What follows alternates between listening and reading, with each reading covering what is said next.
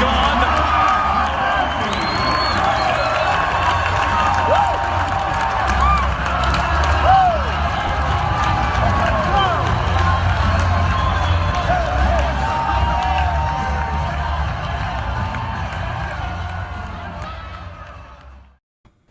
Hey everybody, welcome back to Frolfcenter, presented by Frolfer Magazine. I'm Austin Lytle. Usual, the boys. It's May 6th, the day after Cinco de Drinka a Mayo. Glad you guys are recovering right? Yeah, definitely. I spent 2 extra hours in the car today that I didn't plan on, and then just cracked open my first beer. So that's exactly how today's going. Cody, how much sand did you move today? 1,100 pounds of sand was moved today out of a filter and back into a filter. But just so you guys know, I'm feeling great off my cheer wine. Oh. No, totally kidding. Fuck cheer wine. You don't like cheer wine? Too sweet? Yeah, but I got the Burial Brewery.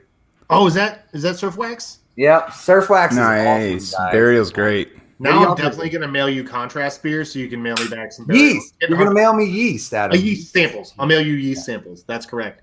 Guys, we have Vanessa Van Dyken coming on in a few minutes. She was actually doing a clinic in her hometown tonight. She said she could be like 15, 20 minutes late. So we're going to kind of BS with you guys for the time being. Shout out to the In-Town Atlanta Disc Golf Putting League. They're out at Red's Beer Garden again tonight. If you guys are watching, thanks for watching. Feel free to give us some questions in the comments for a couple of minutes since we are waiting on Ms. Van Dyken to get done with her clinic and come on. Cody. Oh, yeah. I didn't get to ask you. Yeah, I didn't get to ask Cody about his tournament. How'd it go, man? Yeah. Man, it was amazing. We Did you fill out? Yeah, it was full. We had 7, 8, 9 people under the age of 18, which was amazing. That's huge. We had 8 women. We had 3 novice players, 22 rec players, 22 intermediate players. The rest were advanced.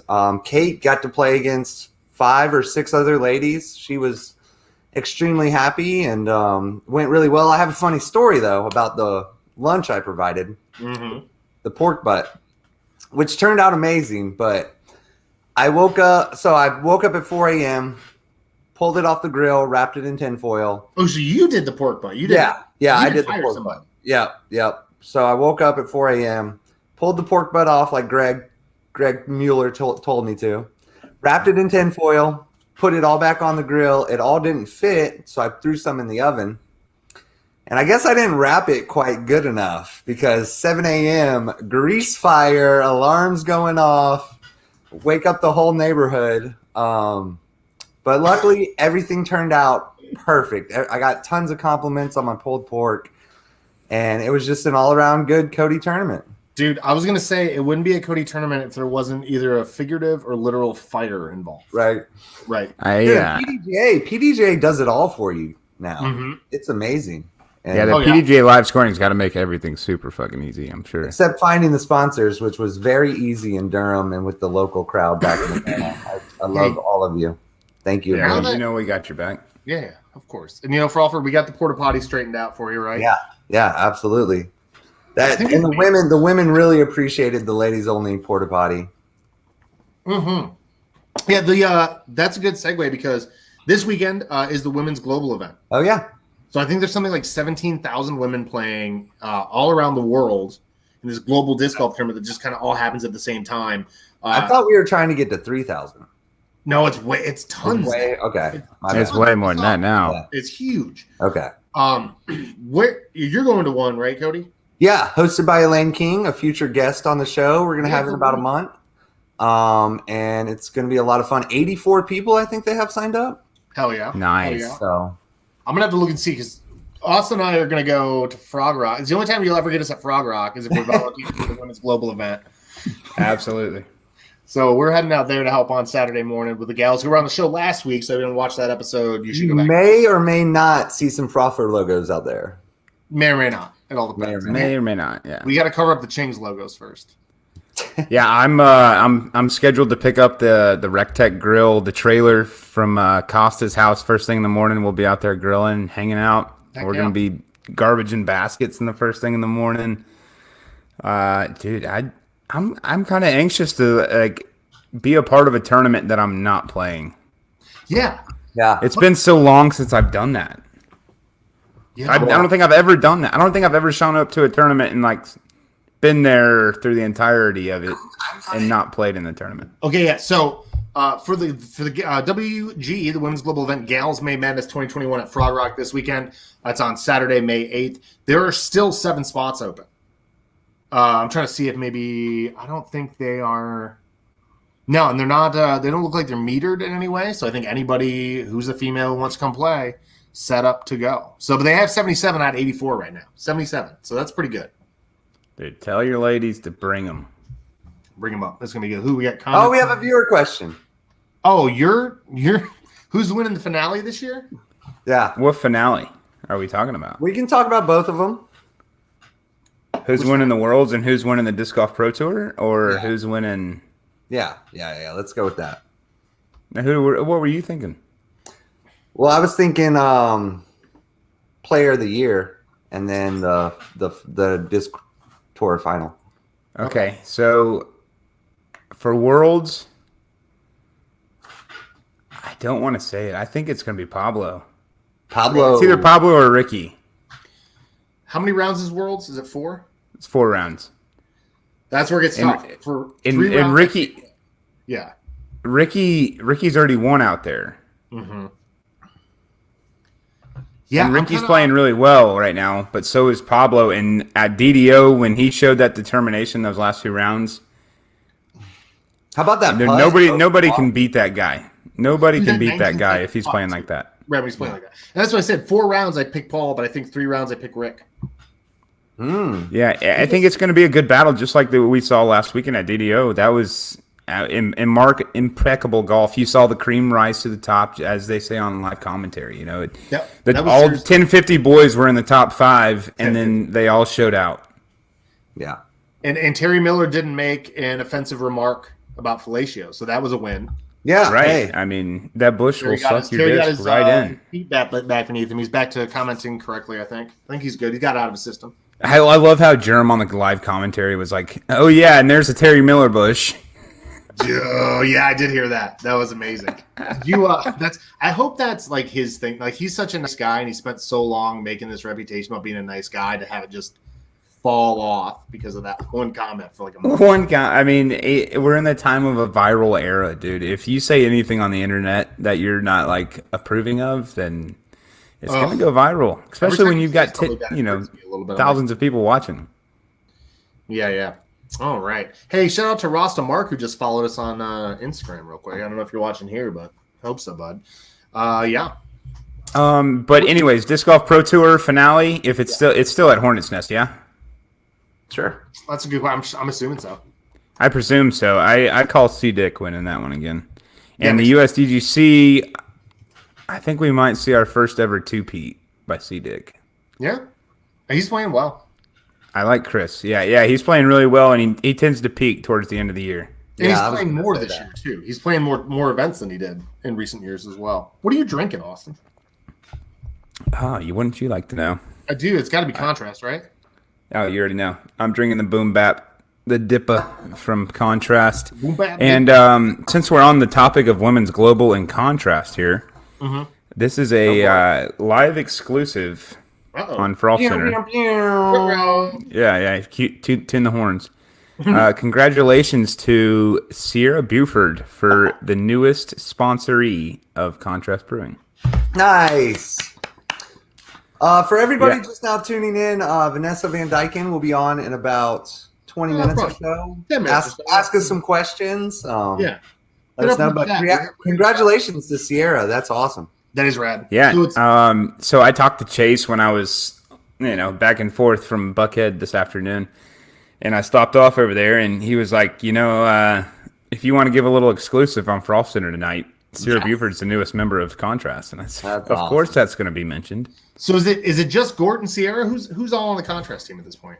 Those are your current team members of Contrast Brewing, and then I think Chase is doing a good thing. He's incorporating like a lot of I don't want to say like big names in the Atlanta area, but like big promoters in like of the disc golf brand itself. Yeah. It's not just a specific brand.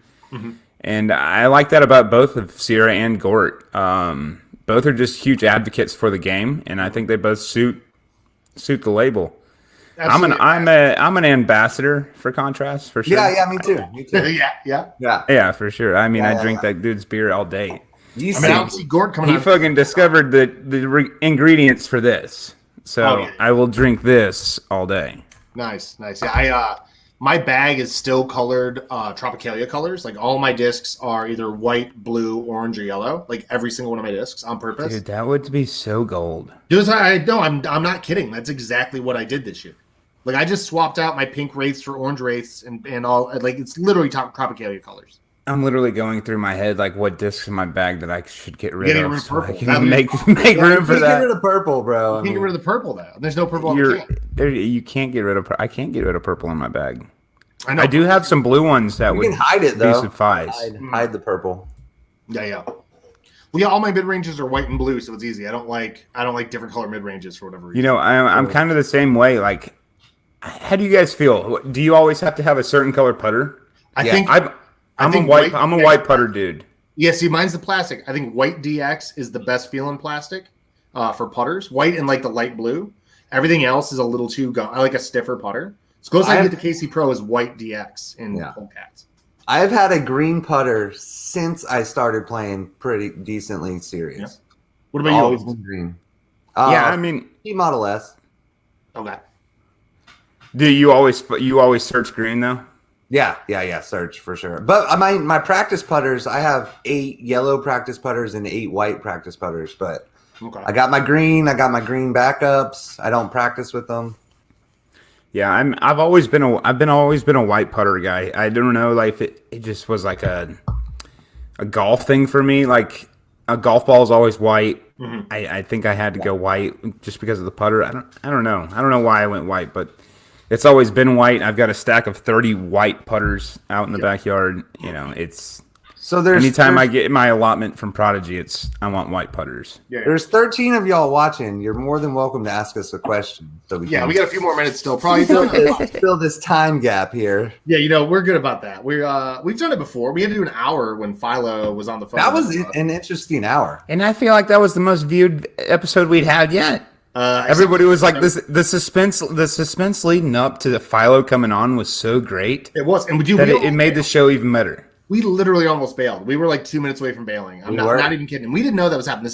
We're not blowing smoke on this. Like this is literally, we're just like, man, I don't know what's going on. I don't want to, I had sent him a little text, like a bump text, like, hey man, bump, like, don't forget about us. And he apparently was on the phone with Innova for an hour. And was like, oh, okay, well, they take precedence over Frolfcenter, but just all day. Yeah, he was negotiating a contract. For now. Yeah, maybe a couple years from now. Who knows? Well, if they don't get off their ass and make a Halo Polecat, they're going to be irrelevant. So damn. Okay, PDJ Rodman. Okay, it's the most requested disc right now. I swear to you. I mean, I would like a Halo Polecat. I want a stat check on that one. A stat check? Yeah, I want to see. Yeah, because it's probably not. But Google Halo or Facebook #Halo Polecat. Dude, everyone's doing it. It's everyone wants it. They want it. Sarah Nicholson says LOL. Gang. It's just happening. It's weird. Sarah Nicholson with a law. Sarah Nicholson probably got a very busy weekend with the Women's Global event. Oh yeah, for sure. So good for her. Is she coming up to Elaine's event or is she running on her own? I don't know. Why don't we ask her, Sarah? Where are you playing this weekend? Yeah, there we go. Yeah. What Women's Global event are you playing? Yeah. What? I've been out of the Prodigy plastic game for a while. Which one is the? What's like the best feeling plastic? Like I know 400G is probably the best plastic, but like color wise, can you feel the difference in the colors? I don't know if it's like colors or just like. Yes, it is color. Ooh, Sarah Nicholson running one in Charlotte. I just left there this morning. Nice. I would love to see a list of all the women TDs because they're just so amazing so far. Like Elaine King, Sarah Nicholson. Yeah, our girls down here in Atlanta, Amanda and Sierra. And Peggy, and all of them. I wonder if Sarah St. Clair's running one, or I'm sure she's playing in one if she's not. I'm sure she's playing one, or I'm sure she's running one in Nashville. She's trying to win. She's trying to win. That's awesome. Yeah, it's gonna be fun. If you're just tuning in, once again, we're gonna have Vanessa Van Dyken on in a few minutes. She was doing actually a free clinic, so it's like super good karma. So we're just like, go do that. come to us when you're done because you're doing God's work over there. Look at this one. Sarah Nixon, Halo Condor trumps Polecat. I don't think you disagree with that, Adam. No, I definitely don't. I'm a star Condor that everyone's like, you got a star? Oh, here we go. 3,400 women. Okay, I was way off. I told you guys. Man, I don't know where I see a 17,000 number. I don't know what that was. I was right. You were right. Maybe that's how many women have PDGA numbers. I doubt that. Oh, look who's here. Hey, Watson. Weed farmer. You guys want to hear a sad story about Watson right now? A bad one? A sad one. Sad story. Maybe, I don't know. Maybe we don't. How sad is it? So he bought I don't know if he bought, but he was sent a CE T-Bird or what? What was it, Austin? I hate to be the bearer of bad news, but I didn't watch that video. Okay. Well, he was sent Love you, Watson. 11-time T-Bird, whatever the badass T-Birds were. 10, 11. Yeah. The person didn't put it first run CE T-Bird. Yep. And the person didn't put it in cardboard backing and fronting, and he got it, and it was broken. It was broken. Adam Mattio's bag. That's sad. That is Adam very Mattio's bag. Oh, that's so sad. That's so sad. I actually went to Charlotte this week just on a whim. I had a buddy up there from New York. We have a mutual friend who lives in Charlotte, so I went up there. And the first thing that happens, I get there. I brought discs up for my friends because they play a little bit, but they're like 5 or 6 disc kind of guys. So I brought a bunch of backup rocks and stuff for them. So I get there, and my dude's like, "Yeah, this is what I got." Blah blah. And he pulls out a double stamped DX classic rock from like 15 years ago, and they're still making them in DX, double stamp misprint.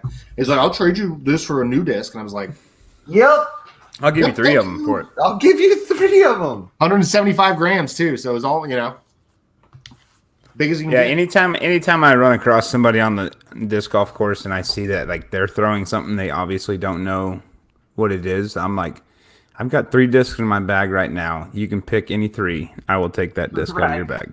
And they ask me like, "Oh, what's it worth?" And I'm like, "No, it's just one of my old favorites. I used to throw it. I would like to have it."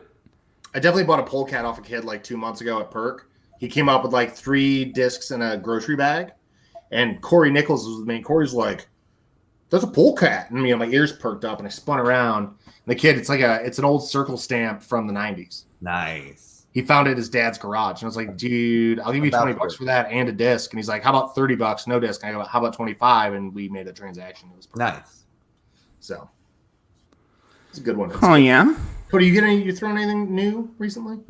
I put a couple of new MVP discs in my bag. The lift and the drift. The lift and the drift. Yeah, you got it. Oh yeah. Lift and the drift. They're one's a 9, one's a 7 speed, -2, fade a 1.5. I'm loving them. Nice. Did it replace something or just kind of a new? No. I didn't have a spot in my bag that was like a fairway turnover. Okay. So it kind of because I flick a lot, but yeah. There's a couple of courses out here that's you can't flick the line. You have to throw the turnover. This is Leopardy sort of. Yeah. F5, F7. Gotcha. You can always force a sidearm, Cody. Look at this one. I traded a CE Velk for a Dragon when I first started. Oh. Yeah, you were who I preyed off of. Oh. Greg Stone. What's up, Greg? How are you, bud? What up, Greg Stone? See ya. Hopefully see you soon before you. I don't know if everyone knows, but Greg Stone had some news that's sad for us but good for him, so I don't know. I probably can't say it on there. Something like that. Is he leaving us or leaving y'all? He might be telling people. I don't know. He told me quietly, so we'll see. We pretty much nailed it, though. Well, another Frolfcenter exclusive. Another Frolfer exclusive. Thanks, Greg. Appreciate it, buddy. For you, the traffic on 85 is garbage today. Let me just put that. Oh, absolute dog. That's a Frolfcenter exclusive. I think it's. Did you guys hear about Kennesaw's Mall? Yeah. Armed robbery at the jewelry store at Town Center Mall. 3D masks popped into Town Center Mall in Kennesaw. Rob the jewelry store and tell him make me a grill. Yeah. Ben Maynard traded a Waffle 1 Sexy Bird for 19 other discs. That's pretty fair. That's sounds like more of a come up.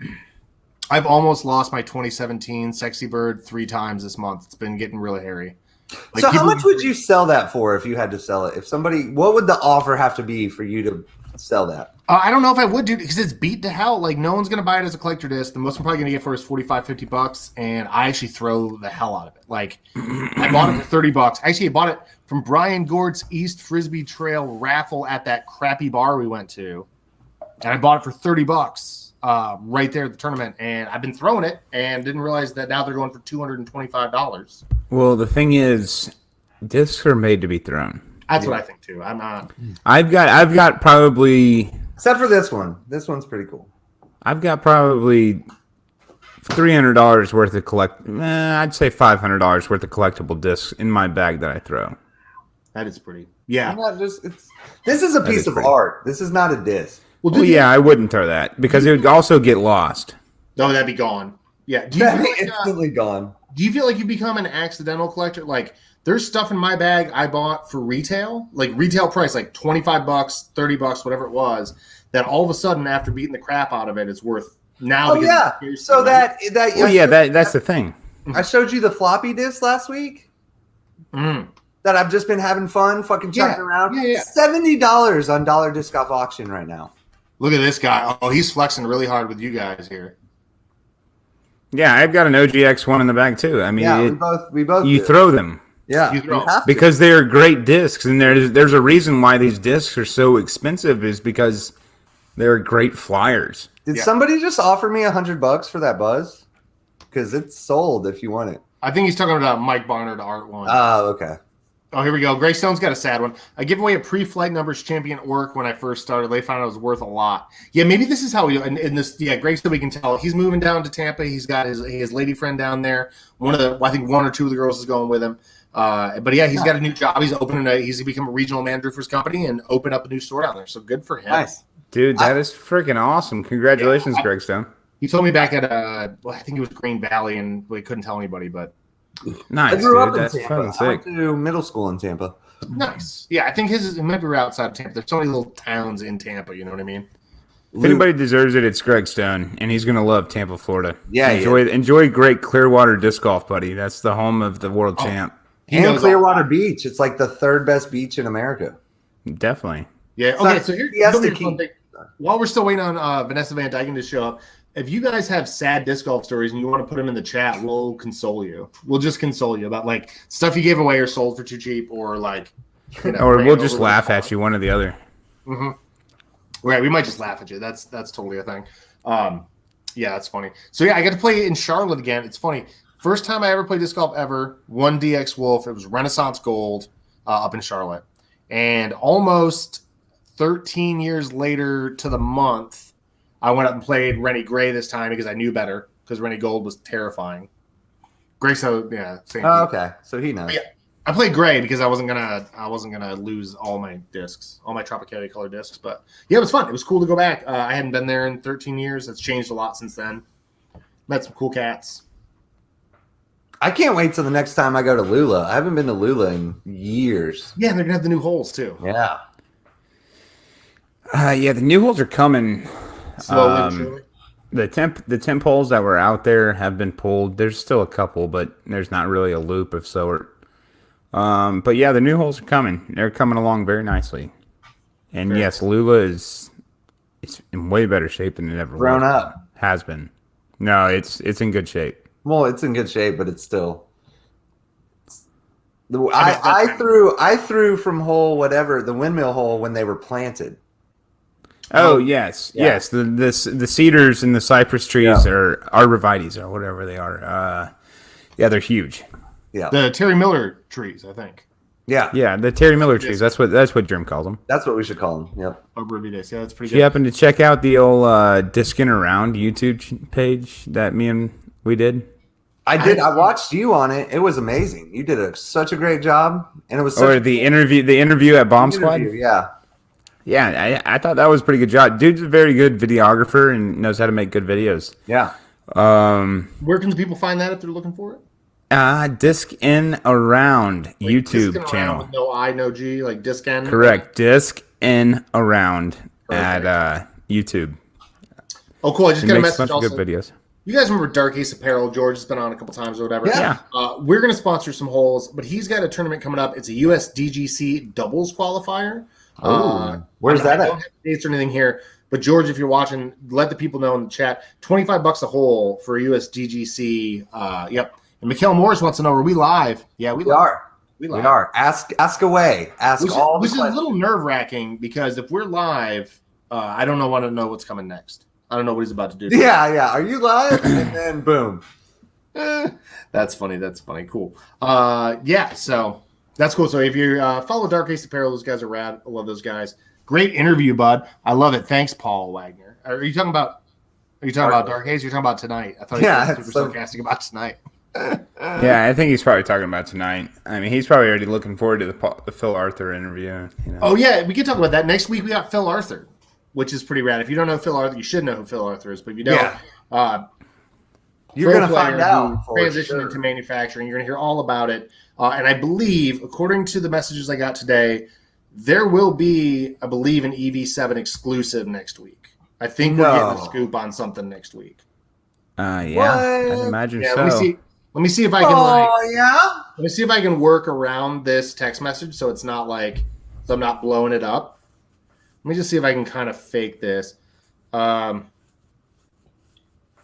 a new Atlanta area sponsored player that we want to announce on the show.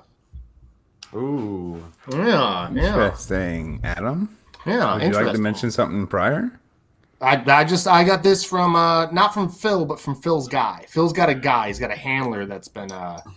We have a viewer question. We do. Mr. Bob Ballard wants to know. Hey, recommendations on getting a basket for home yard use. Where do I get it? Thanks. Not Walmart. Don't buy the Walmart one. So actually, if you go up to the Bomb Squad Disc Golf Pro Shop in Lula, Georgia, that we were just talking about. They have a couple of baskets on sale right now for $200 to $250. They're your Prodigy T3s. I think Bob's in New York. I think Bob's in New York. Okay, so your best options are to go to a website and go to one of the main manufacturers' website, like Prodigy.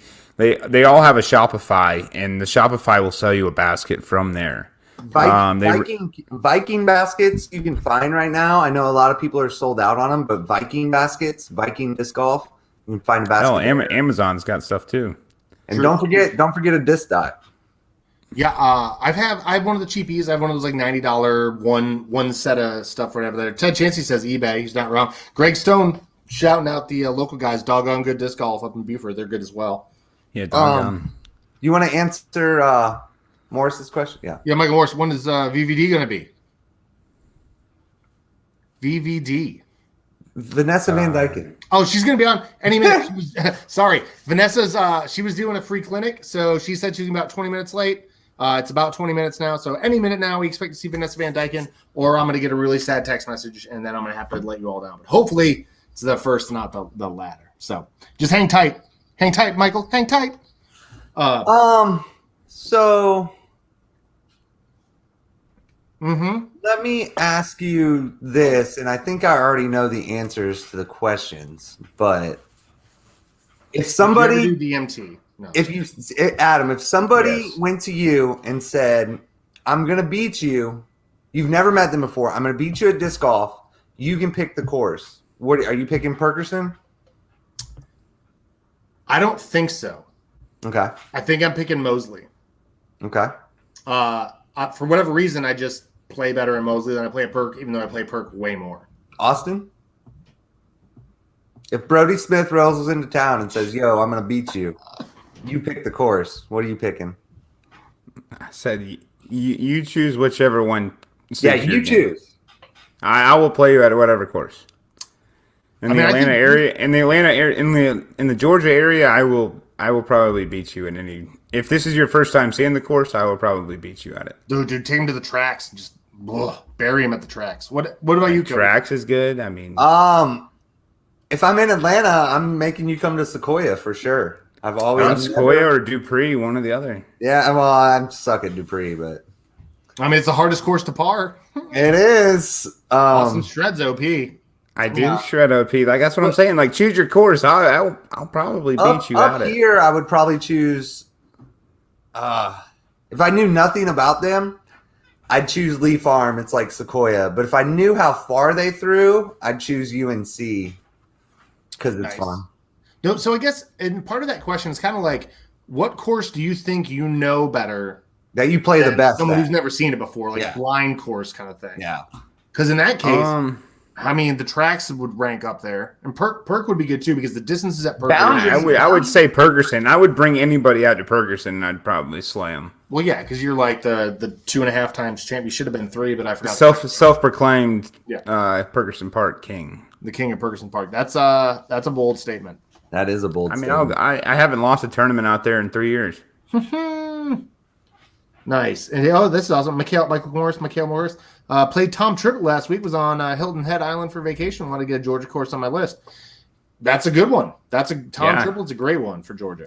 Yeah, even though we're getting about another month from now, it's to Copperhead Central to be out at Tom Triplett. But the winter months and like up until like this month is perfect. I'm sure you saw a lot, Michael, that was out there. You even saw Copperheads in the winter, so every course that course is fierce. Every course I've been to up here, huge ass rat snake. That's all I've seen. And I'm just that's good. Keep feeding, boys. Keep feeding them. Keep eating those. Keep eating them. That's awesome. Felix says hello. Felix of Ace Run Pro. He's half Ace Run Pro. You guys put in a lot of work this last week. Yeah, I saw a lot of Instagram stuff from you guys at like 2 and 3 in the morning, just looking like you wanted to die and drink 2 pots of coffee. So congrats to you guys. Also, I think didn't you guys have an announcement today as well? Let me take a look. See here. I think they had a big one. Old Ace Run Pro there.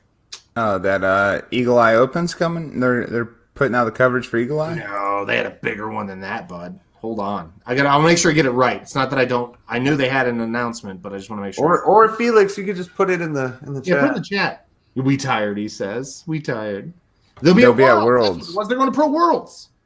Oh, nice. Sweet. Yeah, that's what it was. I know I saw it somewhere. It must have been on Facebook, not on Instagram. But yeah. Nice. Super rad. That's awesome. Georgia boys come up, you know what I mean? Hey, dude, Utah's a beautiful state, and that course is awesome. Much luck out there. Yeah, dude, you guys look like you were working really hard. Cody, how tired are you after the tournament? Like, obviously, getting woken up with the fire alarm. You know me, man. I'm always going. Yeah, and I slept really well that night. That's all it is. Is you get home and you're out by like an hour or 2 after you get home, and you're just asleep, and then you wake up the next morning and you're like, damn, I got to do the PDGA report. Yeah. But it's all easy nowadays. You just kind of hit enter. Yeah, I helped very little with the league, and we did UDisc live scoring, and even just the UDisc live scoring was super simple.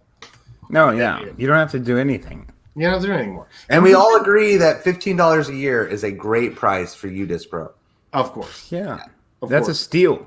That's a steal. And honestly, like I haven't played like ball golf kind of seriously in a while. Is there even a comparable app in ball golf? Like, is UDisc better for golf than a? It's better for disc golf. You have to buy a whole like Garmin, or you used to have to buy like a Garmin, and your Garmin would tell you which golf courses, and they do everything that UDisc does, but you had to buy like a $250 Garmin. Well, yeah, because golf. The thing is, most golf. I play a lot of golf.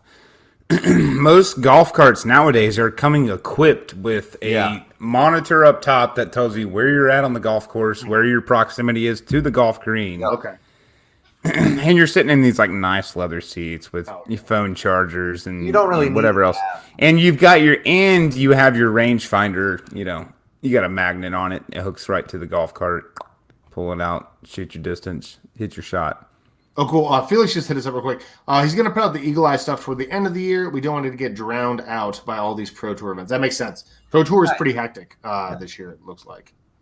And when Vanessa gets here, she'll probably explain too, because I remember Vanessa saying something in another interview I listened to with her that she and Reed are going to skip a couple of stops here and there, just kind of R&R back in Michigan and stuff like that. So probably November for Eagle Eye. We're good on the time change too, right, Adam? What do you mean? Oh, yeah. Okay. What do you mean? Which time change are you talking? Oh, yeah, no, everything's good. We're starting to do the whole thing with Philo again. Like, oh, God, here we go. She may not even come. No, Vanessa will be, I'm pretty sure. So, No, I think Georgia voted to keep daylight savings time, I believe. Like the House voted, but now we got to wait for the federal government to say yes or no about it, which is a little confusing. No, it doesn't matter one way or the other. It's like only 4 states. Like there's already 3 or 4 other states that have approved this. Like the state can approve it, right. But it's if this nationwide. Like you can't just have one state that goes like Indianapolis off the grid. You know, like Indiana. Isn't there a state that doesn't recognize daylight savings time? Indiana is one of them. Yeah, Indiana doesn't recognize daylight savings time, bro. So. Right, they can, but they still have to change their clocks back. No, they don't. They literally get a waiver from the government. Indiana. I'm looking it up. I think this is a pretty hard subject. I'm pretty sure that nobody is allowed to change their clocks off a pattern. Are you saying we have to change our clocks? No, they're using it in Indiana. I don't know. It has to. Senate denied it. Oh no.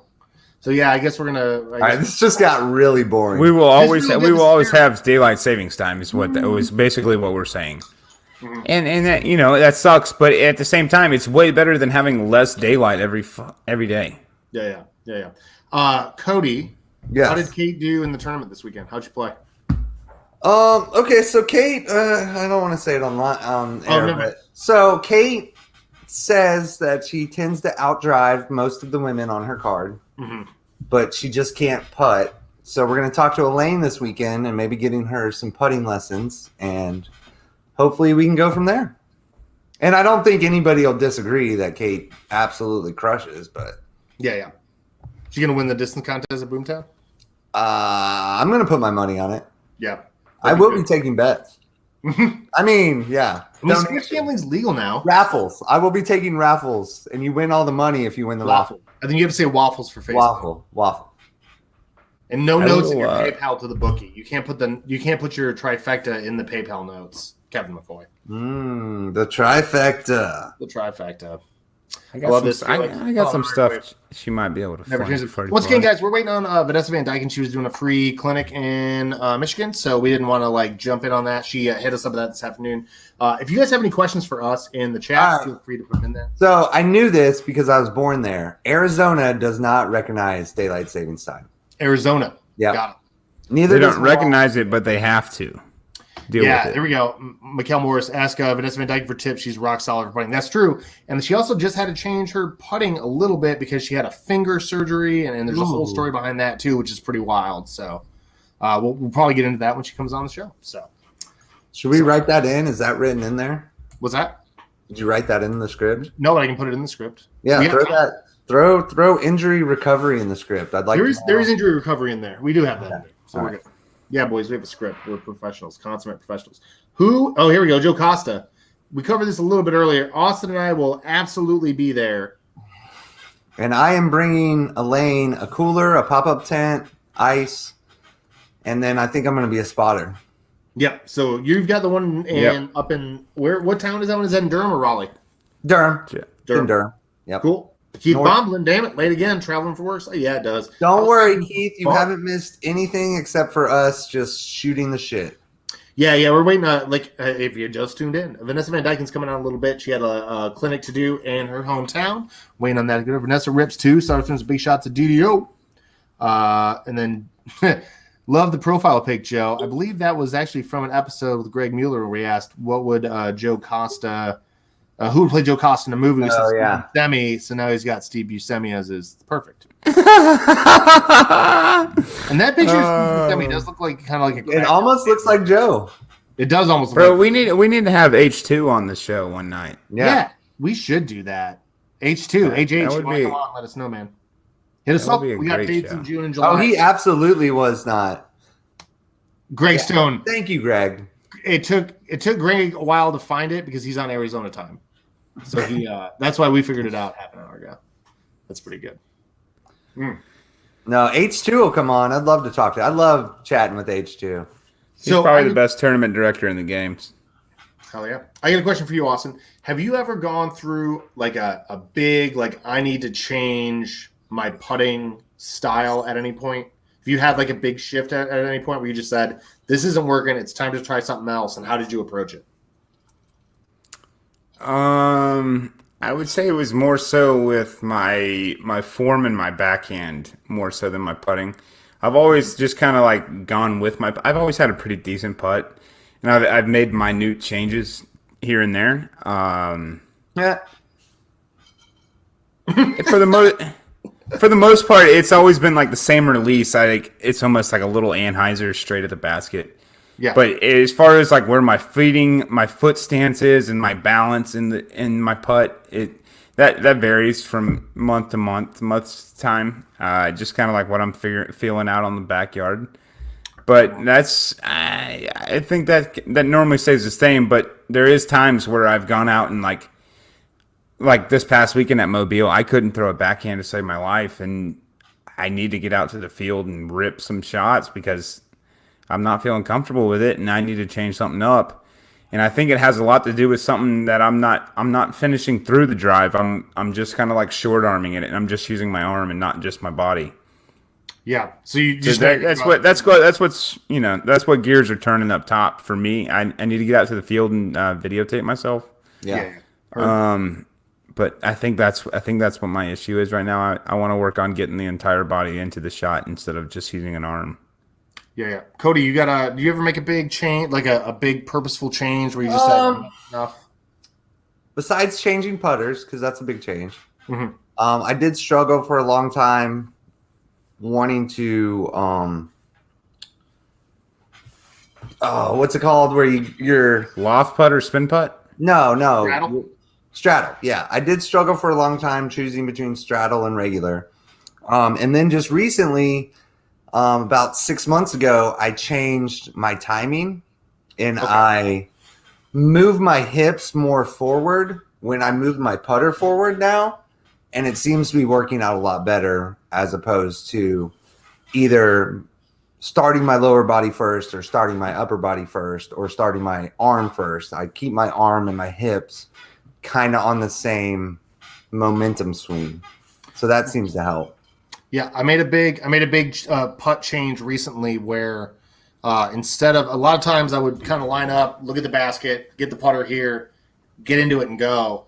And now I'm actually doing a first before I do the second, and literally going from the first and just rocking in and rocking back out. And it seems to be working. I'm getting a lot more power behind it. I'm staying. That's also something I've changed through the years. Instead of just walking up and kind of putting or doing like the Jern, like step up and putt. Yeah. I've been kind of spinning the disc a little bit, getting a good feel, kind of getting my hips into it. Not a practice swing at all. No, just kind of working the body, making sure it's timed right, and then going for it. Well, that's a question. You got to waggle that shit? You got to smack that shit. It's like tin cup. Yeah. Dude, it's funny to me. I always felt like there's a little bit of like power in emulation. Like if you go out, like remember when you're a kid and you're like bottom of the ninth, 2 out, 2 strikes. Yeah, absolutely. And you're doing like the Jeff Bagwell bat, knock around. Julio Franco. Yeah, the Franco. Who's that Jeff Bagwell that just stood off? Yeah. But anyway, so like when you do stuff like that, right? It gives you some sort of like there's a different energy about like kind of having a goofy rhythm to yourself. That's different than just mechanically doing something. You know what I mean? So it's that swagger thing. It's that Courtney McCoy, like, of course I'm going to make the shot sort of shit. But like, do you ever go out and just like, all right, this is how, like, I remember you putting sometimes and fucking around me like, here's the Kevin Jones putt and you get real low to the ground. Yeah. Stuff. But there's a weird energy about that, right? Like, does that? No, absolutely. And I agree 100%. If you can train your body and actually feel it, that when you walk up to a putt and you tell yourself, and you know in your heart that you can make this putt, you can make anything inside 60. Oh, yeah. Yeah. Literally. Outside 60, the wind might have something to do with it. There might be some other things. But inside 60 feet, if you know you can make that putt and you really feel that deep in your heart, you're going to make the putt every single time. Say that a little more southern, would you? Deep in your heart. If you get down deep in your heart right there, you will make that putt. I think that's what Ricky's thing is. That's why Ricky hits huge putts. Because he's just like, well, I know what the flight is. Just stretch it out and put it over there. Right. Yeah. Like Felix, I know your rating's higher than mine, but I don't think I know my rating's higher than yours, and I still make putts. And I don't think just trying to make putts is working for you, bud. Henry Hamilton wants Cody to teach him the way. Yeah, ask Cody how to run a tournament, and then we'll get you on the putting too. It'll be good. Yeah. Hey, I think the both of you guys can just trade back and forth. I learned everything I know from H2 about running a tournament. I'll tell you that. And best tournament director in the game. But hey, anyways, back on the subject. For me, you find that routine, and like, and when I mean subtle changes, it's just like foot positioning for me. Okay. Like everything else stays the same. Like I'll step up, spin the disc, stand behind it, line it up, and it's you got to waggle that shit, man. I don't know if you guys have seen Manolo on Instagram, but Manolo teaches golf. You got to waggle that shit, you smack that shit, and that's it. That's it. All right. And that's it, man. You got to have a little bit of waggle. It's just like ball golf, man. You got to have a little bit of waggle on you, a little waggle when you're swinging. Like I think the same thing with disc golf. Like you got to have that little bit of waggle. Like don't stop the movement. Like the moment you stop still, like you're moving, you're losing momentum. Yeah, we're not robots.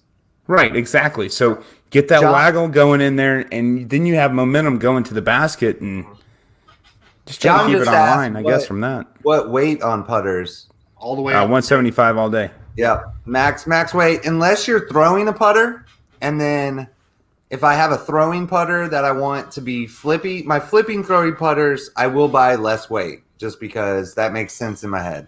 Dylan, hold on. I'm not going stupid. He says that's nasty. That's nasty.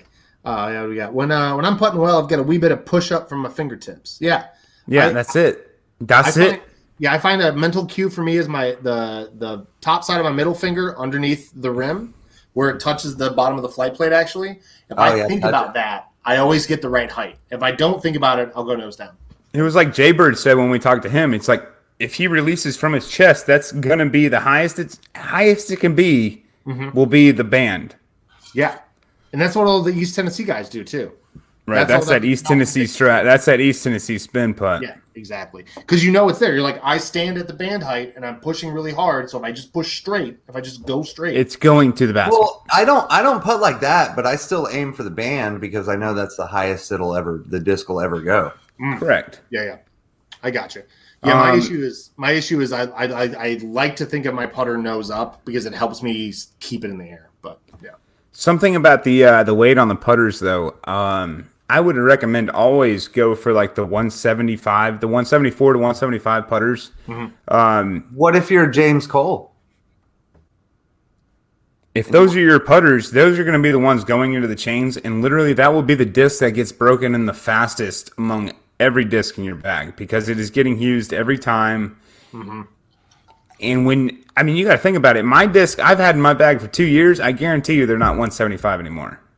Oh no, they're beat from the amount of chunks and the beat in that they've had. I can guarantee you they're not. Have you guys seen James putt with his 150 AVR? I know you have, Austin. Yeah, James is a little silly. Yeah, a little silly, is that what you said? Sideshow Bob. All right. But yeah, man, that's it. That's it. Coming up on almost an hour without. Yeah, you know what? I just got a message from Vanessa. I think, even though I had put Eastern on there, I have a feeling there was a mix up on the Eastern and Central. That'll be fun. Okay, I'm just gonna say we're ready for you whenever. Come on. Cool, awesome. She'll be here hopefully in about 10 minutes now. So here we go. Rob Case putts with 150 ABR. So he used to when he had a shoulder surgery, and no, I don't swap my putters out. I like to keep the mojo with the same putters. Oh, right. It takes a long time for me to take a putter out of the bag. I've had my P Model S in the bag as my putting putter since they came out. So how long has that been? A year and a half? 3 years? Yeah. 3 years? Yeah, so I've had the same putter in my bag for 3 years. Yeah, if I hadn't left... Maybe I should put a new one in. Yeah, I'll put the same putter until it becomes either just warped. Like, sometimes they just get bent. You know what I mean? Like Joe, don't you yell at us, Joe Costa. Yeah, well, it's sort of right. I think there was a confusion about the time zones. I think we're good now. I actually have to go get more beers now. Then. Okay, well, I'll get out of here and we'll carry the show. See ya. Oh, so hey, what's up, bud? I also have to do the same thing, but I'll wait until him to get back. We'll swap a room. That'll be good. Yeah, cool. I'm a putting guy. I just till they're dead or warped, but because polecats do get bent up, they're DX. They don't do much. Hello from Michigan. What's up, Jason Cummings? What part of Michigan are you in? Yeah, he might just be fucking with us too. We also have to ask Vanessa that, like, what part of Michigan are you from? Yeah, the mitten sacks that she uses are actually shaped like Michigan. She got her own special ones too. I have a lot of family in East Lansing, and that's the ongoing joke, eh? Yeah, you betcha. You betcha. We're from right here, okay? Yeah, nice. Joe Costa, this is yelling. Yeah, it is. We'll show you yelling, Joe. Don't you worry about it. We'll see you on Saturday for that. Michael. Yeah, what do you guys? Your Comforts from Athens, Georgia. That's a good one. That's Tropicalia. I've got the Mexican Empire from Arches, which is right down the street in Hapeville near the airport in Atlanta. It's a Vienna-style lager, 5.2, so it's like a fancy Yingling kind of tasting thing, which I like. So I'm also going to go grab another one of these. A smoothie every day. You can't see this label. Smoothie every day from Contrast Brewing. Same here. Plymouth, Michigan. There we go. Grip determines when Felix swaps it out. They get a little too slick over time. It's time to swap. Yeah, I wonder what plastic you're using though, because like I'm a DX putter guy. I like crappy putting plastic, and mine never get slicker. They always get grippier. I think that's the thing. Is like all putter plastics get grippier with time. Mm-hmm. So I know you choose your flavor and you rock with it. You don't ever like, if you're a Dr. Pepper person, you don't like seek out Coke if there's Dr. Pepper available. You know what I mean? Out sheer wine. Yeah, because you don't want to rot your teeth out. Your wife works at a dentist. I've never had it. Is it good?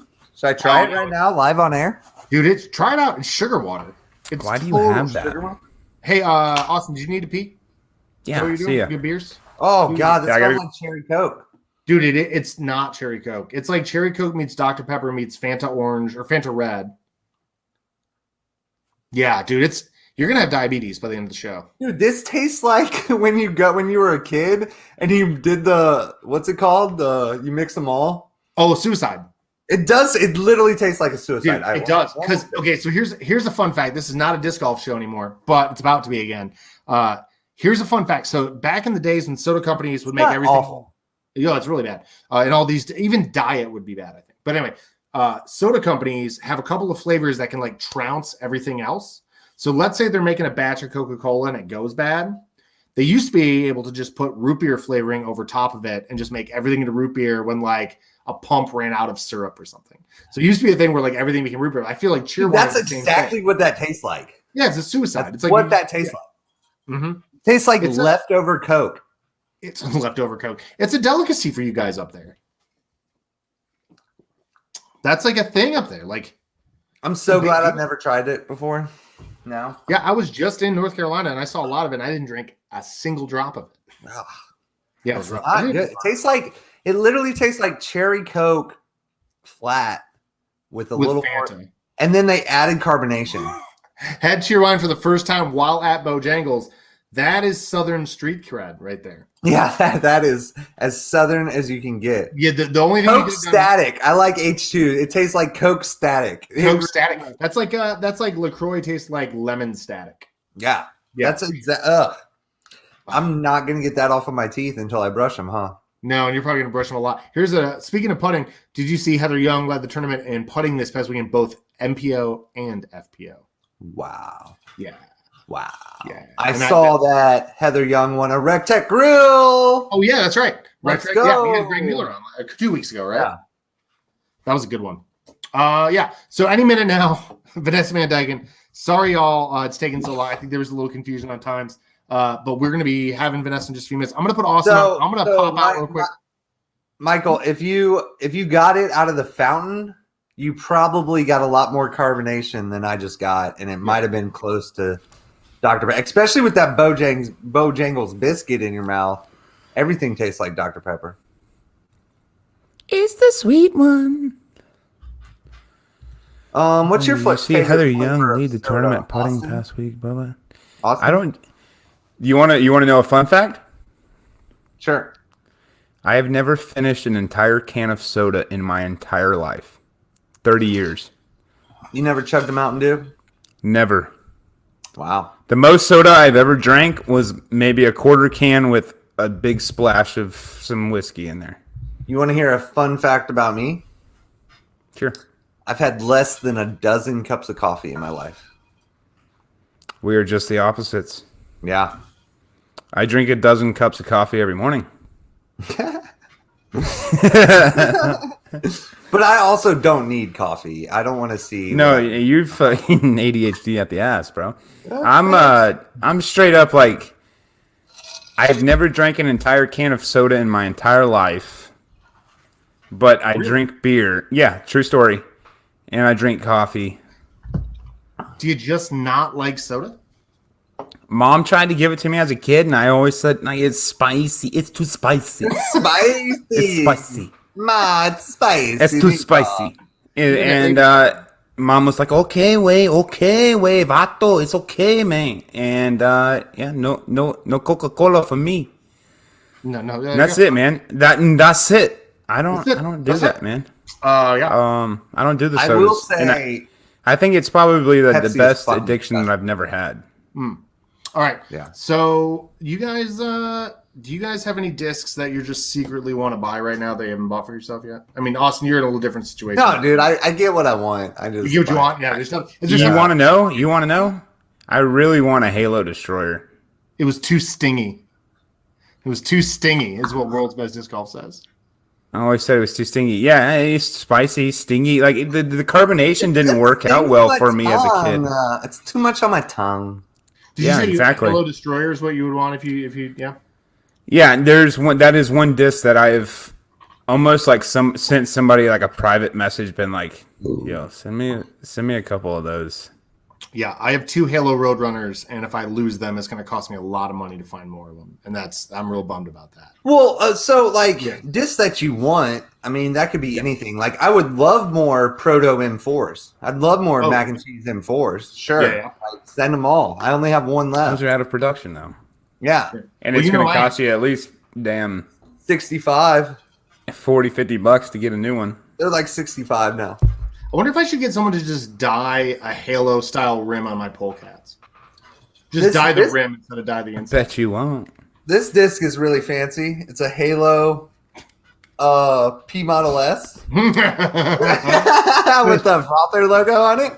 How do we hit the drops best on the end of a site? 1,000 selling out in 10 minutes. If we knew how to do that, we wouldn't be doing the podcast. We would just be reselling we would be destroyers, man. High-iron robots. Again, sorry guys. I appreciate y'all hanging around and shooting the shit with us. Ask more questions if you want. Vanessa Van Dyken any minute now, guys. Sorry, we did get a message from her. This is happening. Hey, you realize? Look, I have a feeling we're gonna host a podcast, and it's gonna be like Paul Macbeth, but he's gonna be really late, and people are gonna be like, all right, this time they're full of shit. Like this time they're just making it up, and he's gonna be on time and like everything. We're not sticking around. Can you imagine if we got Paul? Like, how would we even? I don't even know if we could handle that. That'd be fun. Dude, I'm not gonna freaking lie to you. The thought process crossed my mind today. I was like, you know what? I should just send out a message to Paul's like Instagram and be like, "Hey, I'm a representative for Frolfcenter magazine, and I would they would like to have you on their show." There you go. So when we have T-Box Media on, he's the guy. So we can get all the pros he represents on. As long as we do a good job. One shall do stamped roaches. I need those for my infestation. I love the wordplay there. We will ask. That is gross. That came out. Oh gross. yeah, that is so That's so nasty. gross. Do we really think we watch this for the guests? Yeah, Joe probably doesn't. Well, Henry's age, she was like, send it. Dude, I listened to a podcast that Vanessa did recently, and the host, it's a newer podcast. I'd never heard of them. They'd only had a few episodes. But Brody did their show, and I was like, is Brody just saying yes to everything? Like, do we need to hit up Brody? I don't know. Do we need to hit up Brody? Do we need to hit up Brody? I don't know. we can. I feel like this is the little devil on my shoulder saying, do it. Sarah, no, you didn't miss much. You missed a lot of what you're seeing right now. Vanessa's going to be on any minute. She said, I know, Sarah, you heard that 50 minutes ago, but you're good. I know. Look at us go, guys. We are absolute. This is why you're the consummate professionals at Frolfcenter magazine. This is why we're selling dozens of hats. Dozens, I tell you. Dozens. Man, I had some guy at the tournament come up to me and he's like, man, I really like the Ted hat, but $30. And I was like, bro, you're supporting the cause. It's not just like we paid good money for them. We had them embroidered. They're multicolored. I was like, you're not just buying a hat. You're supporting Frolfcenter. And they're screen printed. They're not screen printed. The 3D stitching is like a whole other level of stitching. Like, I was like, it's not just about the hat. The hat is badass, but it's about supporting what we're doing here. And also, how much did you just pay for the last disc you bought on Dollar Disc Golf Auctions? You ain't lying. $45. Can't even wear that. It doesn't protect you from. Here we go. Oh, Ben Maynard is my new best favorite fan. Dibs at 42.69. One Dogecoin, please. One Dogecoin. Oh God, that's what Dogecoin's at tonight. By the way, like 60 cents or something? No, I'm just kidding. I was gonna say it's at 60. I am 900% up on my earnings since I bought. That's nice. I did really good with GameStop, and then I just was like, I was close. Yeah, I'm done. I gotta pay taxes. I was about to sell out today, but I'm gonna keep on keeping on, man. Keep on keeping on. Any minute now, Vanessa Van Dyken. We do have confirmation. It is happening. Hang tight with us, guys. This is we're doing so good about this. Hey, so what is y'all's favorite sport to watch? Hey guys, real quick, we'll get back to that. You ready? Well, yeah. Introduce. Go ahead, do it, Adam. This is one of Discraft's elite touring pros. One of the most fun interviews I've ever listened to before. Ladies and gentlemen, it's Vanessa Van Dyken. Hey! Hello. Hey, Vanessa, what's happening? Sorry, I'm a little late. No, you're good. No worries at all. Awesome. You're not later than Philo. You beat Philo by like 4 minutes, I think. So we're good. Okay, good. Yeah. I'm gonna get you on the big screen here. Hold on 1 second. There we go. Thank you so much for coming on. We really appreciate it. We're trying to do a bunch of women in the month of May, and we've had a bunch of women on anyways, but we're trying to next year we're gonna make May month all women's month, and we're just so excited about it. And thanks again. So yeah, for sure. Yeah, it's a good month to feature women. It's Mother's Day this month. Yeah. For those who forgot, Mother's Day is on Sunday. Yeah, that's important. Yeah. Let's say also the Women's Global event, obviously. Yeah. Yeah. Are you playing a Women's Global event this weekend? Unfortunately, I'm not. I was actually signed up for A tier this weekend in Illinois, and there weren't enough women who signed up, so they just canceled FPO. So. Aww. But no worries. I'm just taking the weekend off. Yeah. You deserve it. Can't hate it. Yeah. You deserve a weekend off. So, our first question, always on the show, is what was your first disc golf experience? What drew you to the course? Who brought you? Okay, so my cousin Jesse, him and I are pretty close in age, and we've always been like close friends growing up. And he got a DUI like a long time ago, and he kept on asking me for rides everywhere. And he'd always ask me for rides to the disc golf course, like to drop him and his friends off. Yeah. And then one time I was like, hey, like, I want to come play and hang out. And he was like, all right, yeah, for sure. So he was like, before we go, though, we have to go to a park and I have to teach you to do the walk up and everything. Nice. And so he taught me just the basics, how to throw. And I went out and I was terrible. But it was so much fun, and I kept going and getting better, and yeah, I just kind of stuck with it. What was your first disc? My first disc was it was like a DX Valkyrie. Yeah. Of course. Yeah, absolutely. At least it wasn't an Archangel, because it's always the Archangel you find in the shul on the course every time. Yeah. No, that wasn't me. And were you throwing? Did you start with backhand or sidearm? Backhand. Yeah. Nice. Yeah, unfortunately, I'm still paying for that. I'm still learning sidearm. Yeah. Yeah. What about the last time you went out and played? Maybe it was today, or tell us about that round. So actually, last time I went out to, well, I do field work every day, so it's not really like the same. Nice. But the last time I actually played was at DDO, like actual rec. Oh, okay, cool. And that was terrible. I hated it. Little windy, was it? It was. Yeah. Also, I played like Mid America Open the week before, and there was only 2 days from when Mid America ended to when DDO started. Yeah. Like, to get there and get all the practice rounds, it was only 2 days. So wow. Our travel day was our practice day, and that's our brutal. Our second practice day. Yeah. Wow. My mind was gone.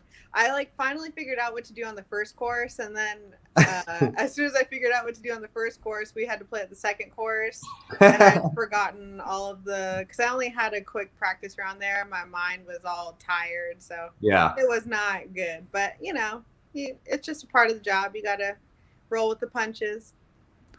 Sarah, seems like fun.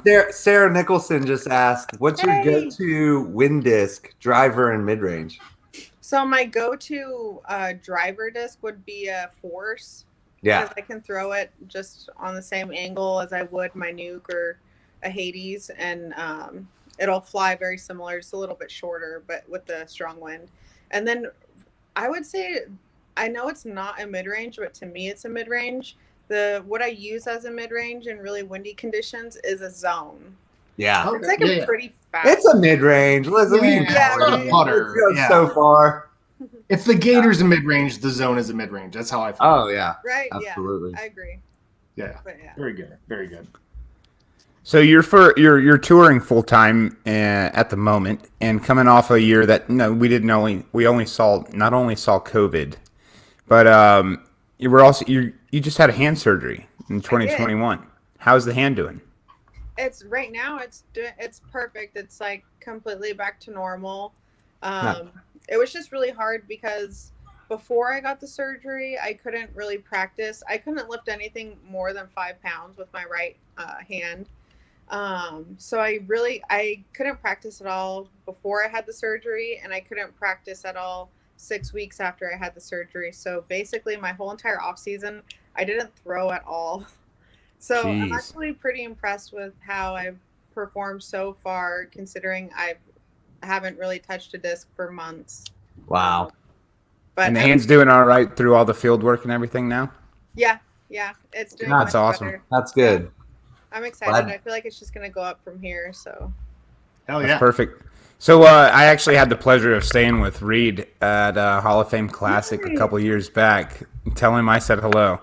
Anything different about you guys' touring setup this year?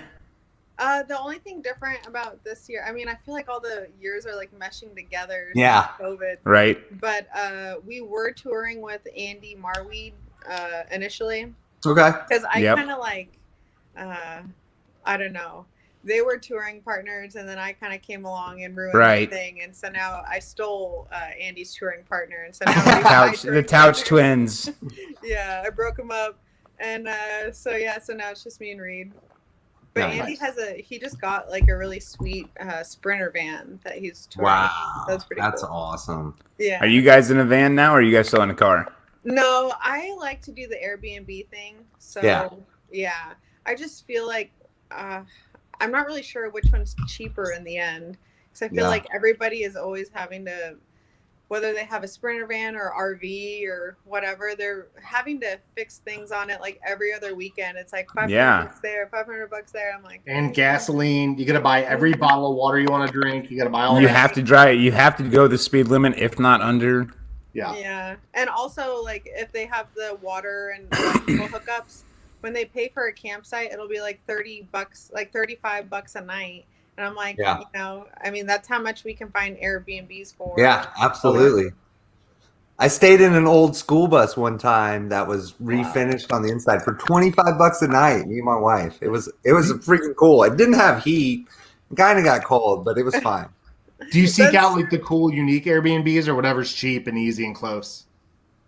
We usually just do whatever. We always go with Superhost. Mm-hmm. So we just like pick the cheapest, closest to Superhost. Yeah. Because even sometimes the Superhosts aren't really all that great. I couldn't even imagine staying at one that was. Yeah, some of the other ones. Yeah, I've been there, done that. Are there any particular cities or tournaments you look forward to getting to this year? Okay, my favorite tournaments always are GMC, like Green Mountain Championships at Smuggler's Notch Resort. That one's amazing. Yeah. And then also, what is it? MVP. Maple Hill. Yeah, Maple Hill. That one's amazing. And they have I especially like that one because they have the FPOT pads placed in like proper distances. Nice. So like, I don't know. It's kind of rough being on tour when sometimes people will design the FPOT pads and the distances don't make sense. Right. It just kind of seems like they throw them in with the MPOT pads. Yeah. Yeah. Just put it in line, put it like 60 feet up there, it'd be fine. Yeah, like, dude. Good. A little distance, and like none of us can get there. Yeah, we'll get to all that. Yeah. That's fun though. Yeah, I mean, they got to figure it out. Right. Yeah. It's getting there. I think it is getting better, right? I hope so. It is. Okay. So everybody knows you're a fan of the Meteor. Yeah. Are there any new molds that have made their way into your bag this year in 2021? Not really any new molds, but last year the Hades made my bag, which is like probably my favorite distance driver. It's just so easy to throw. I feel like I love it. I absolutely love it. Yeah. Oh, that's good. And they come out so pretty. Like I feel like every Hades I buy is like the prettiest Hades that's come out. Yep, they take extra care of those Paul Macbeth discs. Yeah. Yeah, there you go. I love that. Stick on old Pablo. Yeah. Is there one Prodigy mold that you miss from your days at Prodigy? I feel like Prodigy has so many good molds. Yeah. My favorite molds were I used to putt with PA4 and I like M3, M4, F5, F7 was really nice for rollers. Mm-hmm. And D3, D4, and then obviously D1 and D2. So I mean, they were all pretty good. If you're listening, Prodigy, Vanessa still loves y'all. What? Said if Prodigy's you're listening, Prodigy, I love him. You said it's so good. Yeah. Oh, that's funny. So I know I listened to a couple of your interviews before we got ready for this one, and I remember you talking about having a future in the sport where the women are absolutely on equal with men, and you used tennis as kind of the example in mainstream sports where that has worked, and it's honestly the women's game might be a little bigger than the men's game at times. Absolutely. In terms of making that happen, you said probably a marketing thing. You have to just focus on pushing that. Outside, I mean, do you think the PDGA needs to step up, or do manufacturers need to what's the easiest way to get where it needs to go? I think it would probably require help from everybody. Because I mean, I don't really think it's any one entity's responsibility in particular. Mm-hmm. I mean, but it would just be really nice to be treated equally. Right. Absolutely. And that's, yeah. And I think a lot of times people use logical fallacies in order to support their point as to why women aren't as marketable. And it just doesn't make any sense. It doesn't have any substance behind it because they're just making up stuff to support their point, which isn't a fact. Like they'll say women aren't as marketable, or people don't enjoy watching women as much as they like men, blah, blah, blah. And I'm like, well, is that a scientific fact? Like, are you? I guarantee you, if you show me your peer-reviewed paper, if you look up our interviews, I believe the women will have more views than the men on the people we've interviewed. Out for sure. Yeah, but I mean, no, that's an absolute point, and you see it a little bit, but I mean, honestly, I've heard this said before too. For guys like me, I'm like 890 rated. I don't have a big arm or anything. It's more relatable for me to watch some of the women play some of these courses because I can't throw 650 feet. I'm never going to throw 600, you know what I mean? So if someone's out there throwing 350, 375, I'm like, that's me. That's where I'm at. And so it's almost more relatable as an amateur guy to watch the women play, especially if it's a course I'm going to go play at some point. Right. Yeah. Totally. And like, I think a lot of MPO, I mean, a lot of people don't realize it, but a lot of the MPO players aren't throwing any farther than the top FPO players. Right. Yeah. I mean, absolutely. So we just don't get to see those cards. Yeah. You And we know? don't play on the same tee pads anymore, so you can't really see that. How do you feel about that?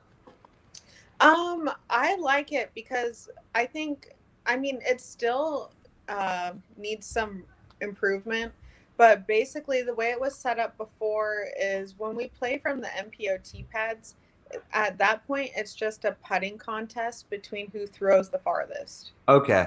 Gotcha. And it's still kind of that way, like at DDO. So the opposite of a pitch and putt. Yeah.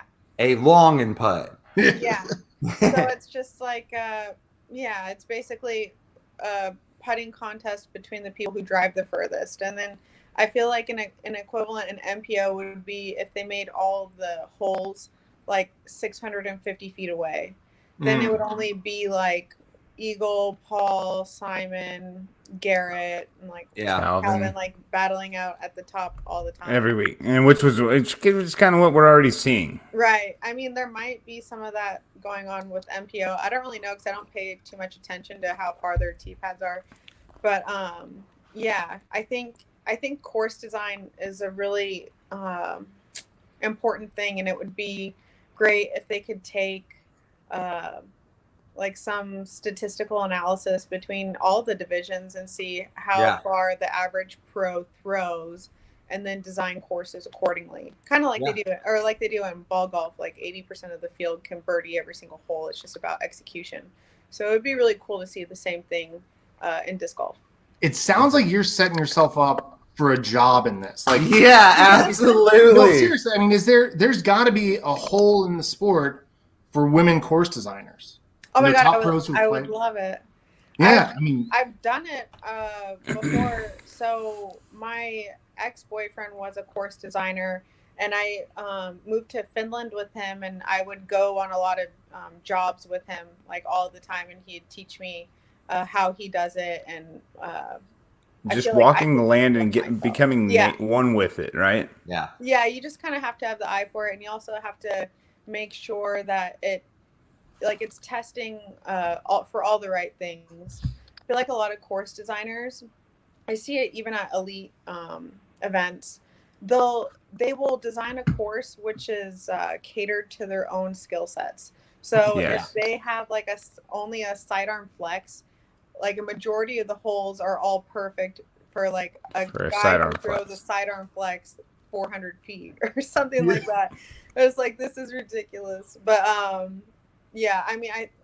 think it would be really cool if the PDGA could come out with like a set of standards where, certain percentage of the holes have to be like. Like just testing for all the variety of shots. Like, I think there needs to be a standard deviation for the ratings first as well. Like if you shoot X number on X course, you need to get X rating. You know. I would like to see the statistic of tournament directors winning their own tournaments. Oh, that'd be a fun one. I'm sure that's pretty high in Georgia. Kevin, Matt Dollar. Kevin McCoy and Matt Dollar. Yeah. Vanessa, I just noticed you've got a beer in your hand. What are you drinking? It is Peace Tree Brewing Company, and it's a hazy IPA. We're in we're on the border of Iowa and Illinois. I keep forgetting what side we're on. But it's like a local beer that we got. I really like it. Nice. I definitely recommend it. That's really good. Oh, Austin's really excited about this question, by the way, because Austin's been chirping about this for a long time. I mean, I kind of want to keep talking about course designing, but we can go back. Yeah. I mean, you're already talking about jumping into the PDGA, but I think the jump putt needs to move back to like 60 feet. Yeah. But you've been outspoken about it in the past, but I think we agree about this, that it needs fixing. We're a self-officiating sport at the moment, and it's too hard to call somebody on a step putt at 35 feet, and it's like, how many times do you get asked around, is this outside? I mean, I would be fine with it if we had officials who would Yeah. make the calls and who are monitoring it for us. But I mean, it's just so hard to call, and so many people have straight up illegal jump putts. And it's just like at that point, you're just kind of debating, like everybody on the card is debating with themselves whether or not they want to make an enemy or not. You know what I mean? And Yeah. Exactly, because the minute you call that, you're an enemy to that person. yeah, or you have a target on your back. You're just like, Right. oh. But it's super rough. And even though whenever I make calls about OB, someone being OB or not, or jump putt or whatever, it's not personal. I really don't care. It could be someone who I love to death or someone who I just really don't want to be around. And if they're OB, I'm going to tell them that they're OB. Like, I don't understand what's up with people taking things personally like that. But bro, I got your Airbnb last night. I let you sleep on the couch. Like, this is OB? Like, that's not how this works. No, so I had so last weekend I kind of forgot to mark the drop zone for the Mando, but it was going to be in between the two Mando signs. Double Mando, I thought it was kind of just everybody knew the drop zone would be in between the two Mandos. And my wife calls me and she's like, "Hey, where's the drop zone?" I was like, "It's in between the two Mandos, wherever you want it." She's like, "Cool, thanks, bye." And I was like, "Oh, she went OB. She missed the Mando." It was pretty funny. Yeah. That's funny. Yeah, the jump putting things, I think this year has been a big stick. And like, it sounds, I heard you say in another podcast one time that you think that now that players are getting into leadership roles at the PDGA, there might be some movement on this. But Yeah. do you think it might actually happen? Yeah. I think maybe not this year, maybe not next year, but I think it's coming. What do you think they're going to do? They kill it or move it back or what? I think they're going to kill it. Just say no more. Just always have a spot. Yeah. Yeah, because I mean, it's just always iffy. I mean, yeah. You're always, it's open for, I mean, and at some point they're going to be making so much money that it's going to get angry. Yes. Yeah. Right? Right. It's too subjective of a call. Yeah. Yeah, I mean, I don't even know a vocabulary term for that. It's subjective. Yeah. Yeah, I mean, people win and lose by one stroke all the time, and if somebody like makes on average one illegal jump putt per round on an average round, and then on a good round they make 3 illegal jump putts and so on and so forth, that's a lot of strokes at the end of a tournament. Yeah. You know, you only need one stroke and 1 stroke advantage to win. So that's why it's really important that people aren't, I don't want to say cheating, but because I don't think that's intentional all the time. Do you say like bending the rules or like it's for like taking advantage of the rule? Yeah, like taking advantage. Yeah. Taking advantage more so of your other players, and like, I mean, they're not doing it intentionally. They're fully intending to release the disc before their foot hits the ground, but they found out that it actually works out better if their foot's closer to the ground when they release, and you know. And think about this, and this is something that kind of popped in my head. The way it kind of works in Disco right now, the FPO players are doing the same amount of work, if not more, but getting paid less. So those strokes add up to more money in the full pie chart than they do for the men even.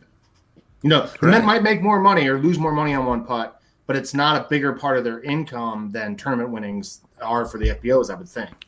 Yeah, and it also, it's just, I mean, I think people always think of it as, oh, it just affects that tournament, but it affects so many more things than that. It affects how many fundraiser discs you're going to get next year, if you're going to get tour series, if you're going to get a better salary, if you're going to, it affects your rating, especially, and your rating helps you negotiate. Get all of that. Yeah. So it's like, it's so many things at once, and we all are aware of this and are concerned about it. So when we see somebody getting away with, I don't know, like anywhere from like 3 to 6 strokes or even more per event, and that's a lot of places you could jump. That's like the difference between, I mean, it can be the difference between anything like first all the way 20 to 30% winnings. Yeah. I mean, it's like it's a big deal. I think people always think that we're being like shysty or something, like, and it's like, dude, it's a big deal. Like it means a lot. So. And it's such a weird thing because I came from ball golf when I was a kid, And golf is like this honorable game where you're playing against the course, not necessarily against other people. Correct. When you add this adversarial bit to it, it kind of ruins the sport of it. The sportsmanship takes a big ding, and that's just not. It's not what I'm in it for. You know what I mean? I don't know. Yeah. Yeah. I mean, I think it's just it's kind of a pretty rough sport for the pros because we don't have a lot of big sponsors. So Right. I think if people were living with a little bit more security, it would be it's almost like if you think about animals in the wild, you know, like when animals are starving and hungry, they're willing to like kill each other and stuff. But in captivity, when they're fully fed all the time, they're a little more docile. Yeah. So with the sport growing, with the feature cards, with people, lots of filming out there, would you like to see the filming crews or maybe the spectators have the ability to call stuff instead of you guys? Like, would you leave it to Jomez Pro to call faults instead of you guys, or would that just be a bad idea? I mean, I don't understand what the logic is, but I think it would be perfectly fine to use video and photo as like I don't know what other word, for lack of a better term, as evidence. Yeah, it's like the VAR thing, and yeah. I mean, but what about time and pace of play at that point? I mean, I suppose you could always, like after the round, they could review it. Like you could have an official review the shot, just like they do ball golf. Yeah, and then if there is a misplay, then they give you a penalty. Right, a stroke penalty will be assessed. Right. You see that all the time in ball golf. All right, I don't want to spend too much more time on this because the rule change is coming. It will come eventually, maybe 2 years from now. But I was literally just thinking, I feel like I'm sitting in a board meeting, like we're talking about rules here, and I'm trying to drink beer. Well, you know, if you're so you spent a lot of time. You spent some time living and playing in Europe. For the fans who don't really know what's going on over there, can you tell us how different the sport is perceived in places like Finland and the Czech Republic, and what's going on out there compared to what's going on here?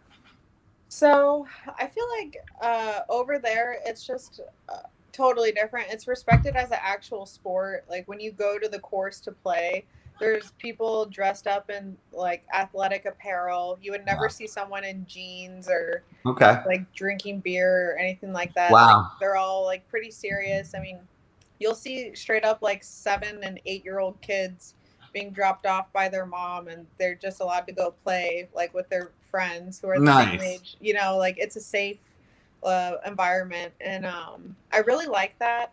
But I also see disc golf kind of in America moving in that direction. And I think the reason why it's so different over there is because a whole entire country is the size of a whole entire state out here. Yeah. So we're just on so much more of a massive scale. It's just, it's really hard to compare. But I think overall, like you don't have the ability to be a actual professional in Europe because they don't have a tour to sustain professionals. I mean, their skill level is absolutely there to be professional. Yeah. But as far as financially, they cannot make a living off of playing events and traveling around Europe. Like they have to come out here. So I think it's probably been pretty hard for them. Yeah. It sucks that they can't. You know, when COVID goes away and they all come back, I mean, there's some killers over there. Like true. But Evelina comes over. Evelina rips. Yeah. Oh, yeah, I know. She's amazing. Yeah. But it's also still pretty hard for them to, like, be a full-time touring professional because they're not American, so they can't be out here for the whole year. There's only they have 90 days or something, so they have to be pretty strategic about the World or USDGC or so it's pretty rough. I wish that they could figure out a way to get some visas or something to where they could move here if they wanted to and just, play full time. Yeah, like I think if a company hires them, technically they can stay. They can get a work visa, maybe. I don't know. But they would have to take care of. So we've been through this before. They would have to make enough money from this company to take care of all of their living expenses. Yeah. Which would be a huge investment for. But they already average that. They don't just say, "Hey, you're on the road. You can afford to live on the road." Pardon? No, never mind. Yeah, I think Cody was going on a tangent there. I'm gonna switch. I'm gonna shift and pivot a little bit here. I know that you have a very true off season in Michigan. There's parts of the year you just don't play disc golf. Yeah. And I know that you do some yoga and stuff, but you also do breath work. And I thought that was really fascinating. And if you could explain to the viewers what you're doing with breath work and how that comes into your disc golf game when you're playing. 'Cause I thought it was absolutely fascinating when I heard you talk about this before. Okay, so I hope that I do it like well again, but hold on, breathe. Right. So there's this guy, he has an app, his name is Wim Hof, he's from Netherlands. He's insane, by the way. Yeah, he's a crazy insane person. Yeah. So he came up with this breathing technique. It's like basically, it's almost like you're hyperventilating or something for a few minutes, and then you hold your breath. And so after you do like 4 or 5 rounds of this breath work, this technique with breathing, you can hold your breath. Like sometimes I'll, like on a bad day, I'll hold it for like 2.5 minutes. And on a really good day, I'll hold it for like almost 4 minutes. That's insane. What the fuck? Yeah. You guys want to have a contest right now? Okay, No, you've obviously I would be like 25 seconds. I can hold my breath. Dude, you have to download the app. I think it's free for just the guided breathing. And you do like 4 or 5 rounds of it and then hold your breath and see how long. And I swear you'll probably hold it for like almost 3 minutes. Really? This is like what David Blaine was doing underneath the water, right? When he set the record? Probably. No, I'm not bullshitting. I was a huge David Blaine fan. Like that was a thing. Like he did the whole like breathing like things, and dude held his breath for 10 minutes underwater. What do you mean? It was like 9.5, but yeah. That's insane. Okay, Is that a No, it's a world record. Yeah, he set the world record for it. It literally might be 14 minutes. He So almost died. I do want to know. He almost when dies you- all the time. How do you take this into your? Oh, sorry. Yeah. How do you take this into your disc golf game though? How do you bring that breathing in there? Like, what does it do for you in disc golf? And do you find yourself on the course like naturally falling into certain rhythms or something like that? Well, she's not going to drown. Right, Yeah, that's true. true. Not really, anyways. But I don't know that first round of DDO. yeah. Damn, Austin. Oh, come on. He's out of here. Forget him. Yeah, kick him out. Oh. We have that power over here. It's good. So basically, I don't do like that type of breath work during my round, but there is like breathing techniques that you can do, like which calm you. So From if you're feeling from nervous, the same guy? not from the same guy. Okay. This one I heard from like a Navy SEAL. I'm sure they didn't invent it, but I don't know where they got it from, but it's called box breathing. And if you're like finding yourself like really nervous and you're like trying to calm down, you it's like a box. So you inhale for 4 seconds and then you hold your breath at the top for 4 seconds and then you exhale 4 seconds and you hold it at the bottom for 4 seconds. And you just kind of keep doing that circuit.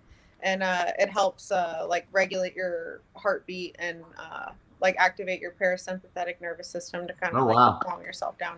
But like, yeah, there's just a lot of things that you can, if you're like battling it out for first place and you find yourself all of a sudden with these extra nerves, which you didn't have before, you can, just start doing your breathing techniques or the little things that, can kind of help you calm down during the round and help you get your mind off of like the shots or like winning or losing and just kind of focusing on something that you can control.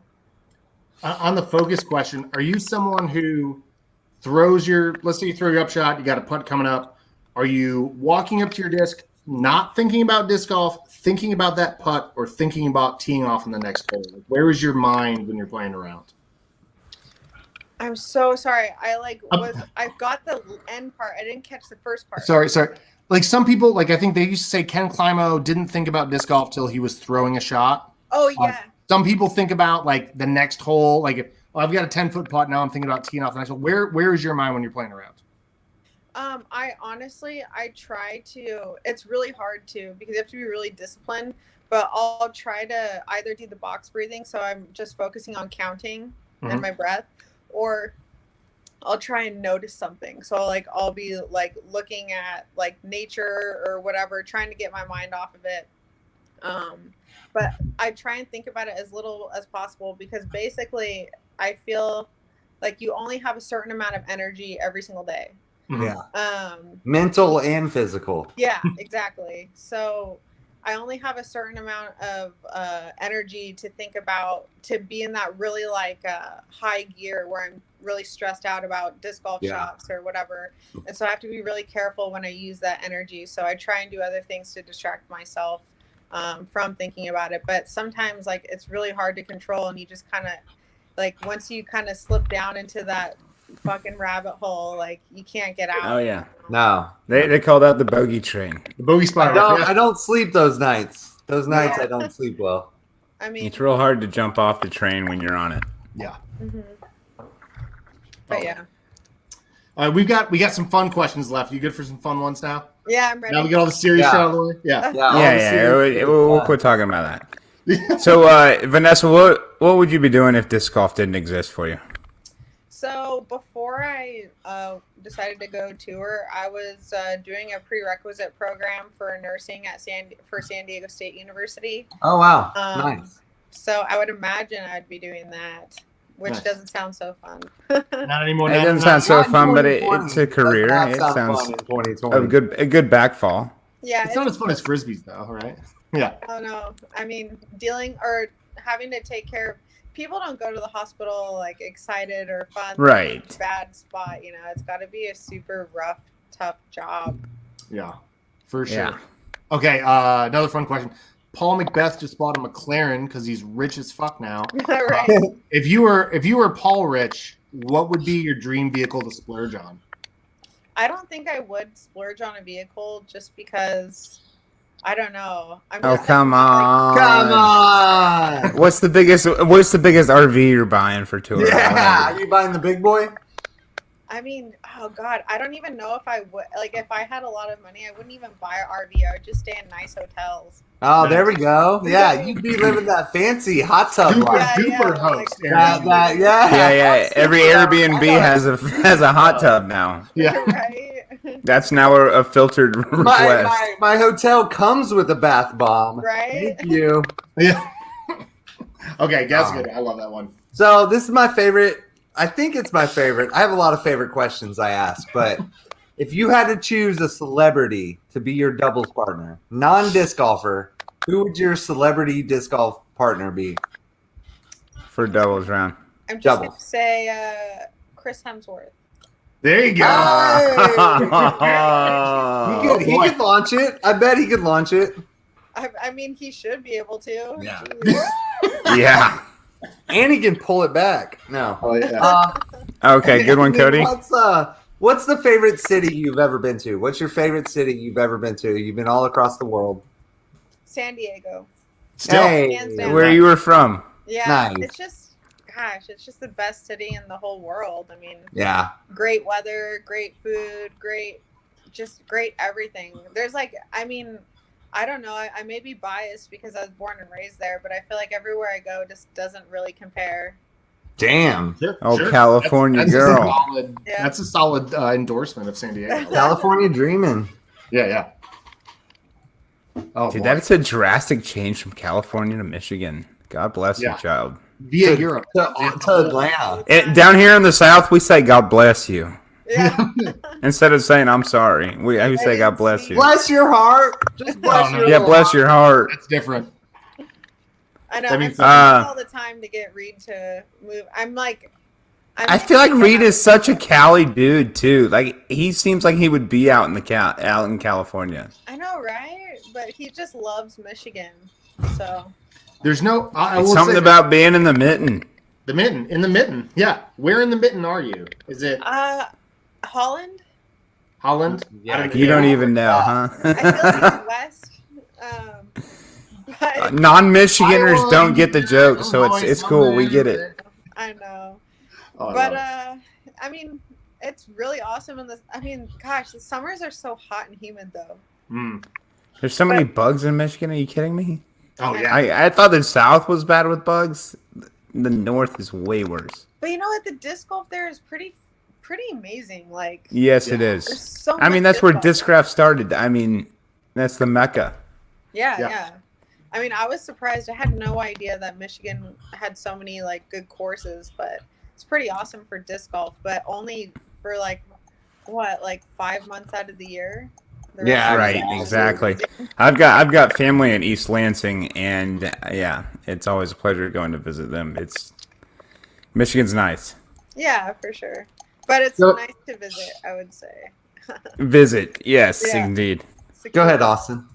So, Vanessa, I wave the magic wand and make you the president of the PDGA for the week. What is the first thing that is on your agenda to do? Maybe since we just talked about it, I'd take away jump putting. Yeah, just thank you. right there. Okay. All right, my favorite guest of the year. Yeah, I love. Yeah, we're done. Yeah, Austin's favorite guest for sure. She gone. Yeah, she gone. Get rid of that. Get rid of the stuff. Rule bye, Rule. Okay, we're gonna get you a key to the Discraft factory for the night. No one knows you're in there. What are you making? Like, what plastic? What mold? Like, what super secret sauce are you putting together?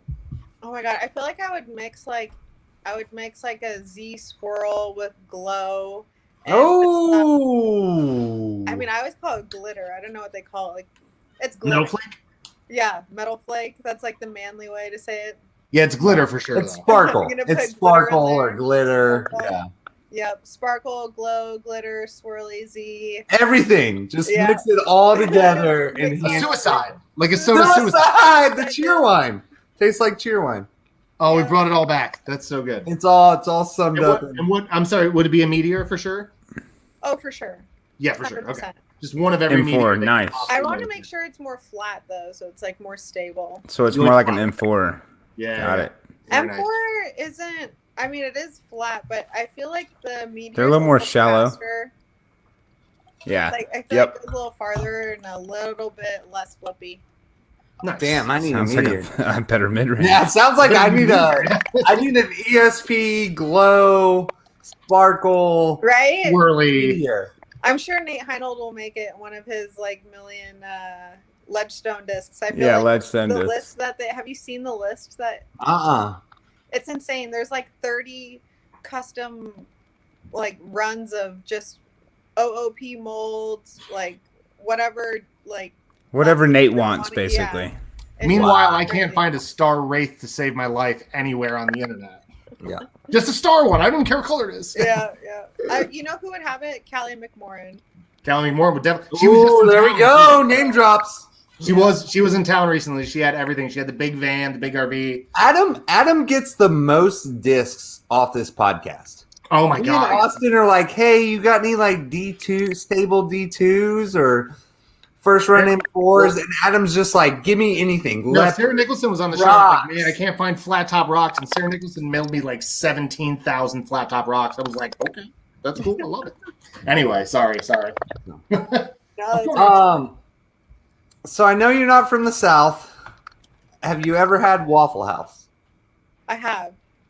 I would say it was disappointing.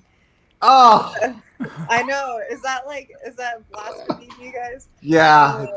I mean, I haven't had disappointing service. If you're expecting service, then yes, it's going to be disappointing. Yeah. It's not IHOP. Floppy. It wasn't like the crispy and the chewy on the inside. And then another time we went there, I got like a scramble or like a bowl or something where it's like egg and hash browns, and it wasn't that good. And I was like, I don't know what AJ Risley is talking about all the time. But he's just got a little Southern blood in him. It's like we go there to sober up. That's what Waffle House is. Yeah. That's probably why it's so good. Yeah. That is why it's so good. Because we know about. So what? Do you have a favorite? Do you have a favorite local chain restaurant or a favorite something? Not really. I feel like when we're on tour, we usually like go to the grocery store to get food a lot. Like we'll do like kind of like just like almost like how do you pronounce it? It's like charcuterie boards. Antipasta plate. Like that. Dude, asked my wife. Reed was eating peanut butter and jellies in his tent while we were going out to eat in Augusta. I was like, Reed, are you sure you don't want to go out to eat? We'll pay for you, bro. And he was like, nah, man, I'm good with my peanut butter and jelly. We'll get back. And he's like back slamming putts like while we were coming back. And I was like, normally we ask people what their Waffle House order is because we have a lot of guests from the South. What's your In-N-Out burger order? Ooh, I always just get the double Uh-huh. with the animal style fries. The whole way, just like everything you can get. Perfect. Awesome. Yep. Good to hear. Jeez. So you're a bit of a coffee connoisseur, and you've got your own Birdie Fuel line now. What is the Birdie Fuel coffee with sugar, cream? What does it all take? Yeah. What's your I order? actually just drink it black. Ah, It was so weird. So I used to always put like sugar and cream in my coffee, and then when I was trying to decide which Birdie Fuel coffee I wanted, I like tried them all black because I just wanted to be able to taste the coffee to see. And then I discovered this one that I really liked, and I was like, this is actually super bomb without anything. So now I just drink it black, and I like it a lot better. I feel like I get the hit from the caffeine so much better or faster. Does it have anything like extra in it, like cinnamon, or does it have the sugar or cream in it, or does it just taste like the bitter coffee that coffee is? So I chose a medium roast, so you still get the sweet notes from the coffee berry, and then you get a little bit of that like burnt flavor from the roasting. So it's like a medium in between being burnt tasting and in between being like too light. So yeah, it's a really nice. It doesn't have any acidity either, so it's a super good awesome flavor. Let's try me some of that. I'm one of those guys who likes iced Americanos because I want to punish myself. I think I'm not really sure. Oh yeah. I'm one of those like my coffee needs to taste like dirt. So funny because I've had less than 12 cups of coffee my whole life. Yeah, see, and Austin's never had soda. You guys are missing out. I know. No coffee, no soda. Way down there. Awesome. I've got a viewer question from Mikhail Morris. He wants to know when you're going to do some stamped roaches. He needs them for his presentation. So I'm actually having some I don't even know if I'm allowed to say. Go ahead and do it. It's a Frolfer exclusive. It's exclusive. It's fine. Yeah. Exclusive. There will be some roaches out soon. I don't know what I'm allowed to say or not. But okay, sure. You've said enough, I think. No, you said it. You said it. It's an exclusive. We get it. Yeah. Shh, don't tell anyone, guys. Tell them you heard it here first after they come out, and then we sell it. There we go. Yeah, hit the promo code with Frolfer. Promo code. Okay, I gotta know. What is your ideal foursome in a competitive round and in a casual round? Like, who are you playing with? Who would you like to compete against? Who would you like to play with casually? So who I would like to compete with, like for money? Sure. I would like to have, obviously, Paul Macbeth, Calvin Heimberg, and I'm going to just say Ricky because he has that. Let's go! Yeah. But I mean, like, let's 1050 boys. I like that answer. I guess what I was trying to ask was, if you were playing in a tournament in FPO, who are the ladies you like playing with? That's sexist. No, she answered the question. She answered it right. I get it. To win money, I got it. That's who you think is going to win. Yeah, and then we're like, if you're competing, who are the ladies you like to play with? And if you're playing casually, is that a different crew than the people you like competing with? The woman I love to play with on tour, I really enjoy playing with Rebecca Cox. I swear to God, I know I'm gonna miss some, and I'm gonna feel like an ass afterwards. You can say 8 names. Yeah. Just... Okay. I love Rebecca Cox, Missy Gannon, Haley. They're all super nice. Gosh, I'm blanking now. There's so many people who I love. Dang, I honestly can't think of any. All the people who footfall on the step putts. I know. I got you. I know, right.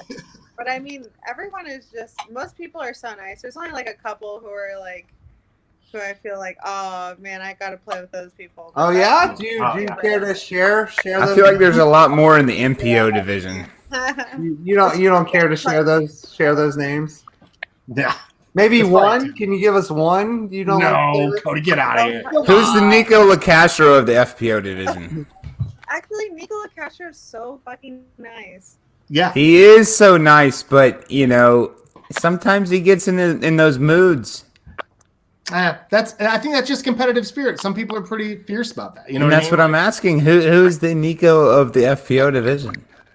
Who's so nice outside the game, but is like can be almost a nuisance during the round. I think maybe, who's really angry during the round? I know that there's I don't feel like ever see any. I don't know. I feel like maybe Katrina can get really upset at times, but I mean that's all. At the end of the day, she's a sweetheart. Nice. Yeah. Cool. Okay, so I think we're just.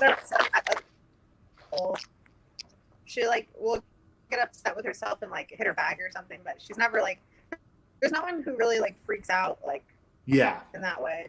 Like Nico does, like grabbing the basket and shaking it. I feel like you kind of have to get that out of your system in FA1 and MA1. You know what I mean? Like you're not going to make it to pro if you can't get that under control. You know what I mean? I don't know. Oh, I think we got Cody back. We are losing a little bit of. Bro, can y'all? Yeah, the audio's going bad. Now. I can see y'all. Audio issue here. Yeah, sorry. Is it you, Cody? Yeah. Okay, sorry. I think we had a little audio issue with Cody. I muted him for now. Let me see if I can get him back in for one question here. Sorry about this. Hello? We got you, Cody. Okay, sorry. I'm all mixed up now. You got time for advice for us? Now we lost Vanessa. Oh no! That was weird. Everything was kind of like crashed. It felt like. Well, Vanessa, I guess we were at our time limit. We're coming up to 2 hours. Yeah, we had 2 good questions left. I hope we get Vanessa back. Try to remove and re-add her. I'm not sure what's going on there. No, yeah, it literally like everything crashed on me. Yeah, everything crashed on you, and it looks like Vanessa's crashed now. We'll see if she gets back in here in a second. Yeah, the questions got real hot, and then I was like, oh boy, here we go. Yeah, we didn't even get the warning. We normally get the warning about the Wi-Fi. I hope everything's good. I don't even see. Where's Google Docs, dude? Come on. But I think we were kind of saying, like, because we were asking about, like, people getting kind of upset playing or whatever. It seemed more like a thing. Oh, yeah, Vanessa's, like, completely gone now. Hopefully she gets back on.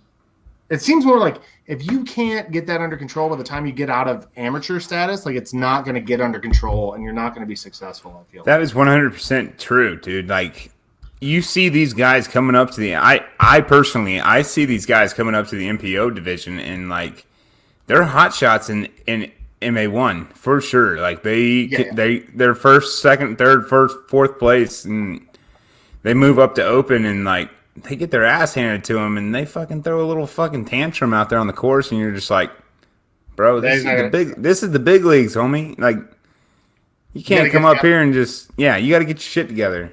I mean, that's part of that mental thing. That's part of the focus, being able to say, like, I'm here, I'm doing this is all I'm doing.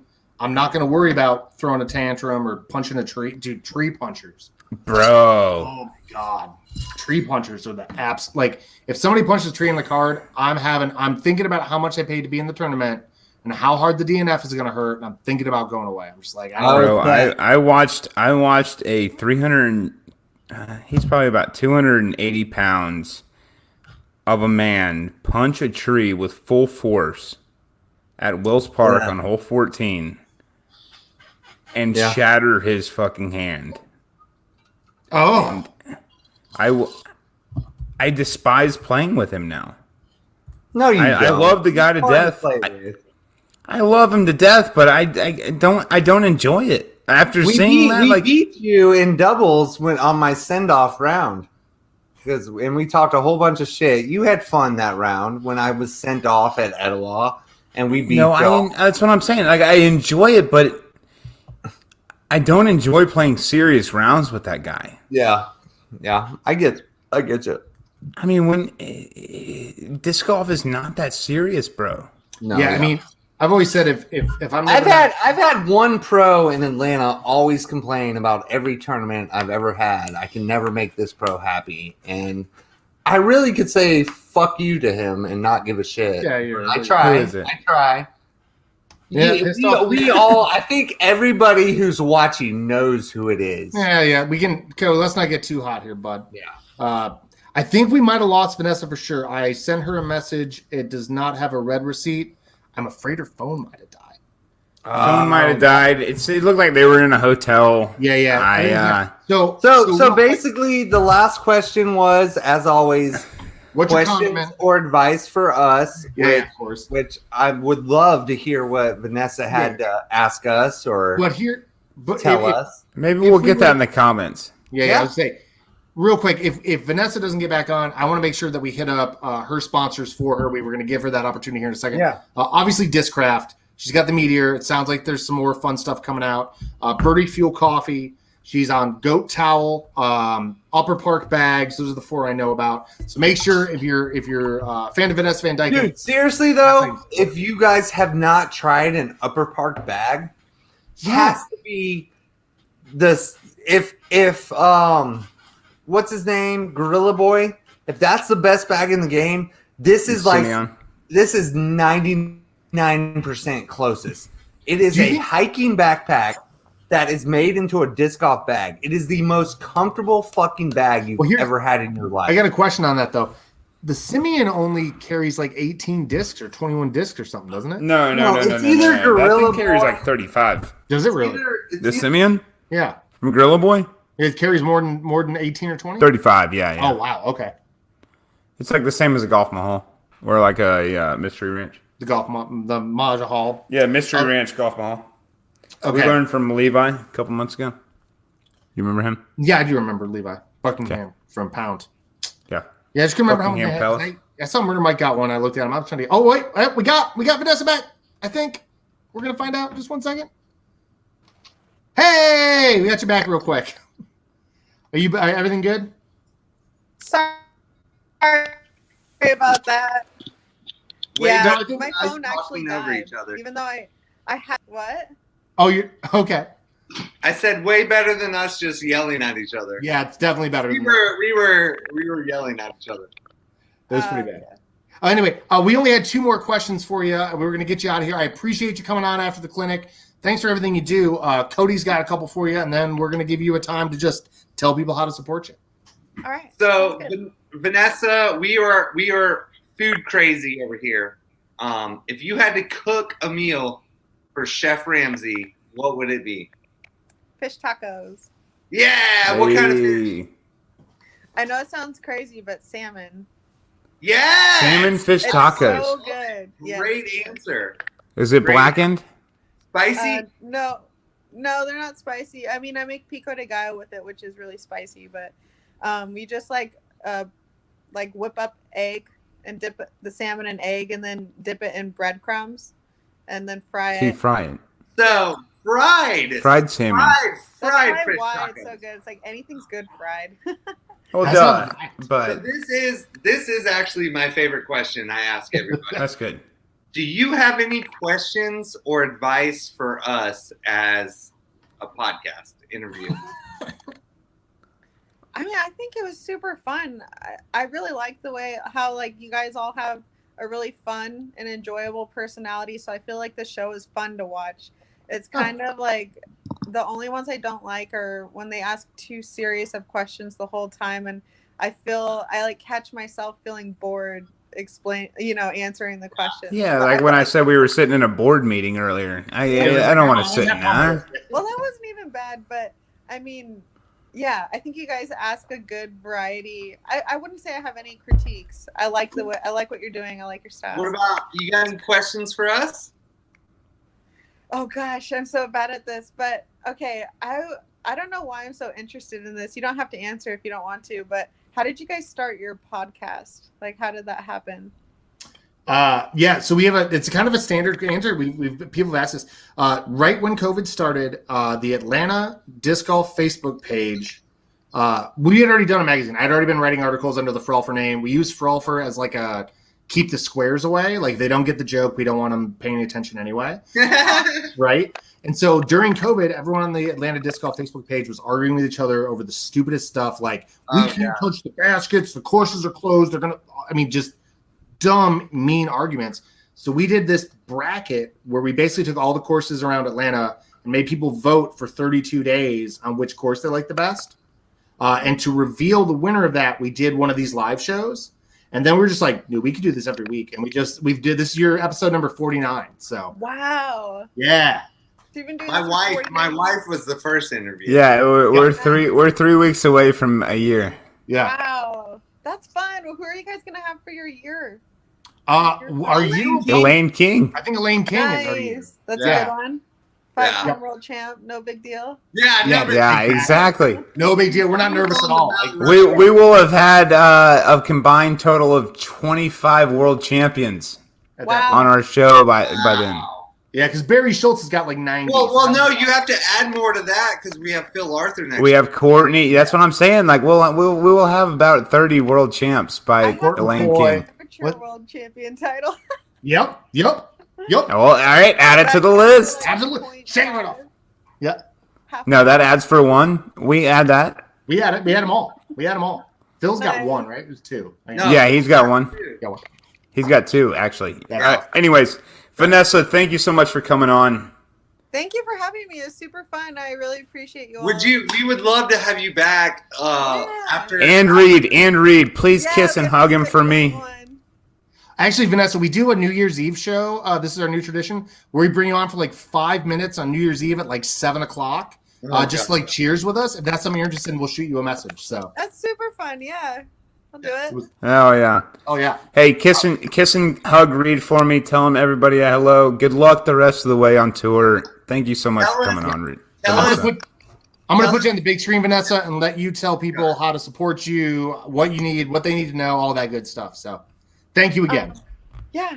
So the best way to support me is to go on discraftsfactorystore.com and order my tour series media. And also next week, I'm going to be getting a big order of fundraisers in. So I'll be posting about those on my social media. So you can just send me a DM and order what you like. Awesome. All right. Well, that was Vanessa Van Dyken. That was awesome. Thank you so much, Vanessa. If you're still watching Backstage, boys, you're back on camera, by the way. Oh, sorry. I'm ordering Vanessa Van Dyken. You're literally buying it right now. That's perfect. I was just getting some coffee fuel stuff. I'm sorry. Yeah, I got to get some of that coffee. I'm a coffee nerd myself. So, 3 of your discs. Right there. There it is. How much? Awesome. Austin, you want to tell the people goodbye before we get out of here? Ian's have a good night now. Come back and see us now. No, come back, man. Well, all right. See you later. I'll go next. Next week we have I'm gonna make sure I get this right. How do you pronounce his name? It's Phil Arthur next week. Phil Arthur's coming on. He's got some. Apparently, there's some Frolfcenter exclusive stuff we're gonna find out next week. So I'm excited about that. I'm gonna get out of here. I'm Adam. Thank you again, Vanessa Van Dyken, for coming on. We're gonna see you next time. Adios. Follow us on YouTube because that's how we get the most internet points, and then people like us more.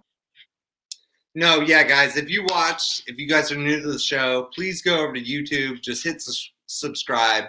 We need 1,000 subscribers before we start making that internet money or whatever. Vanessa Van Dyken, thank you so much for coming on. Like she said, look at her release of new disc coming out. Love you guys. YouTube. Bye.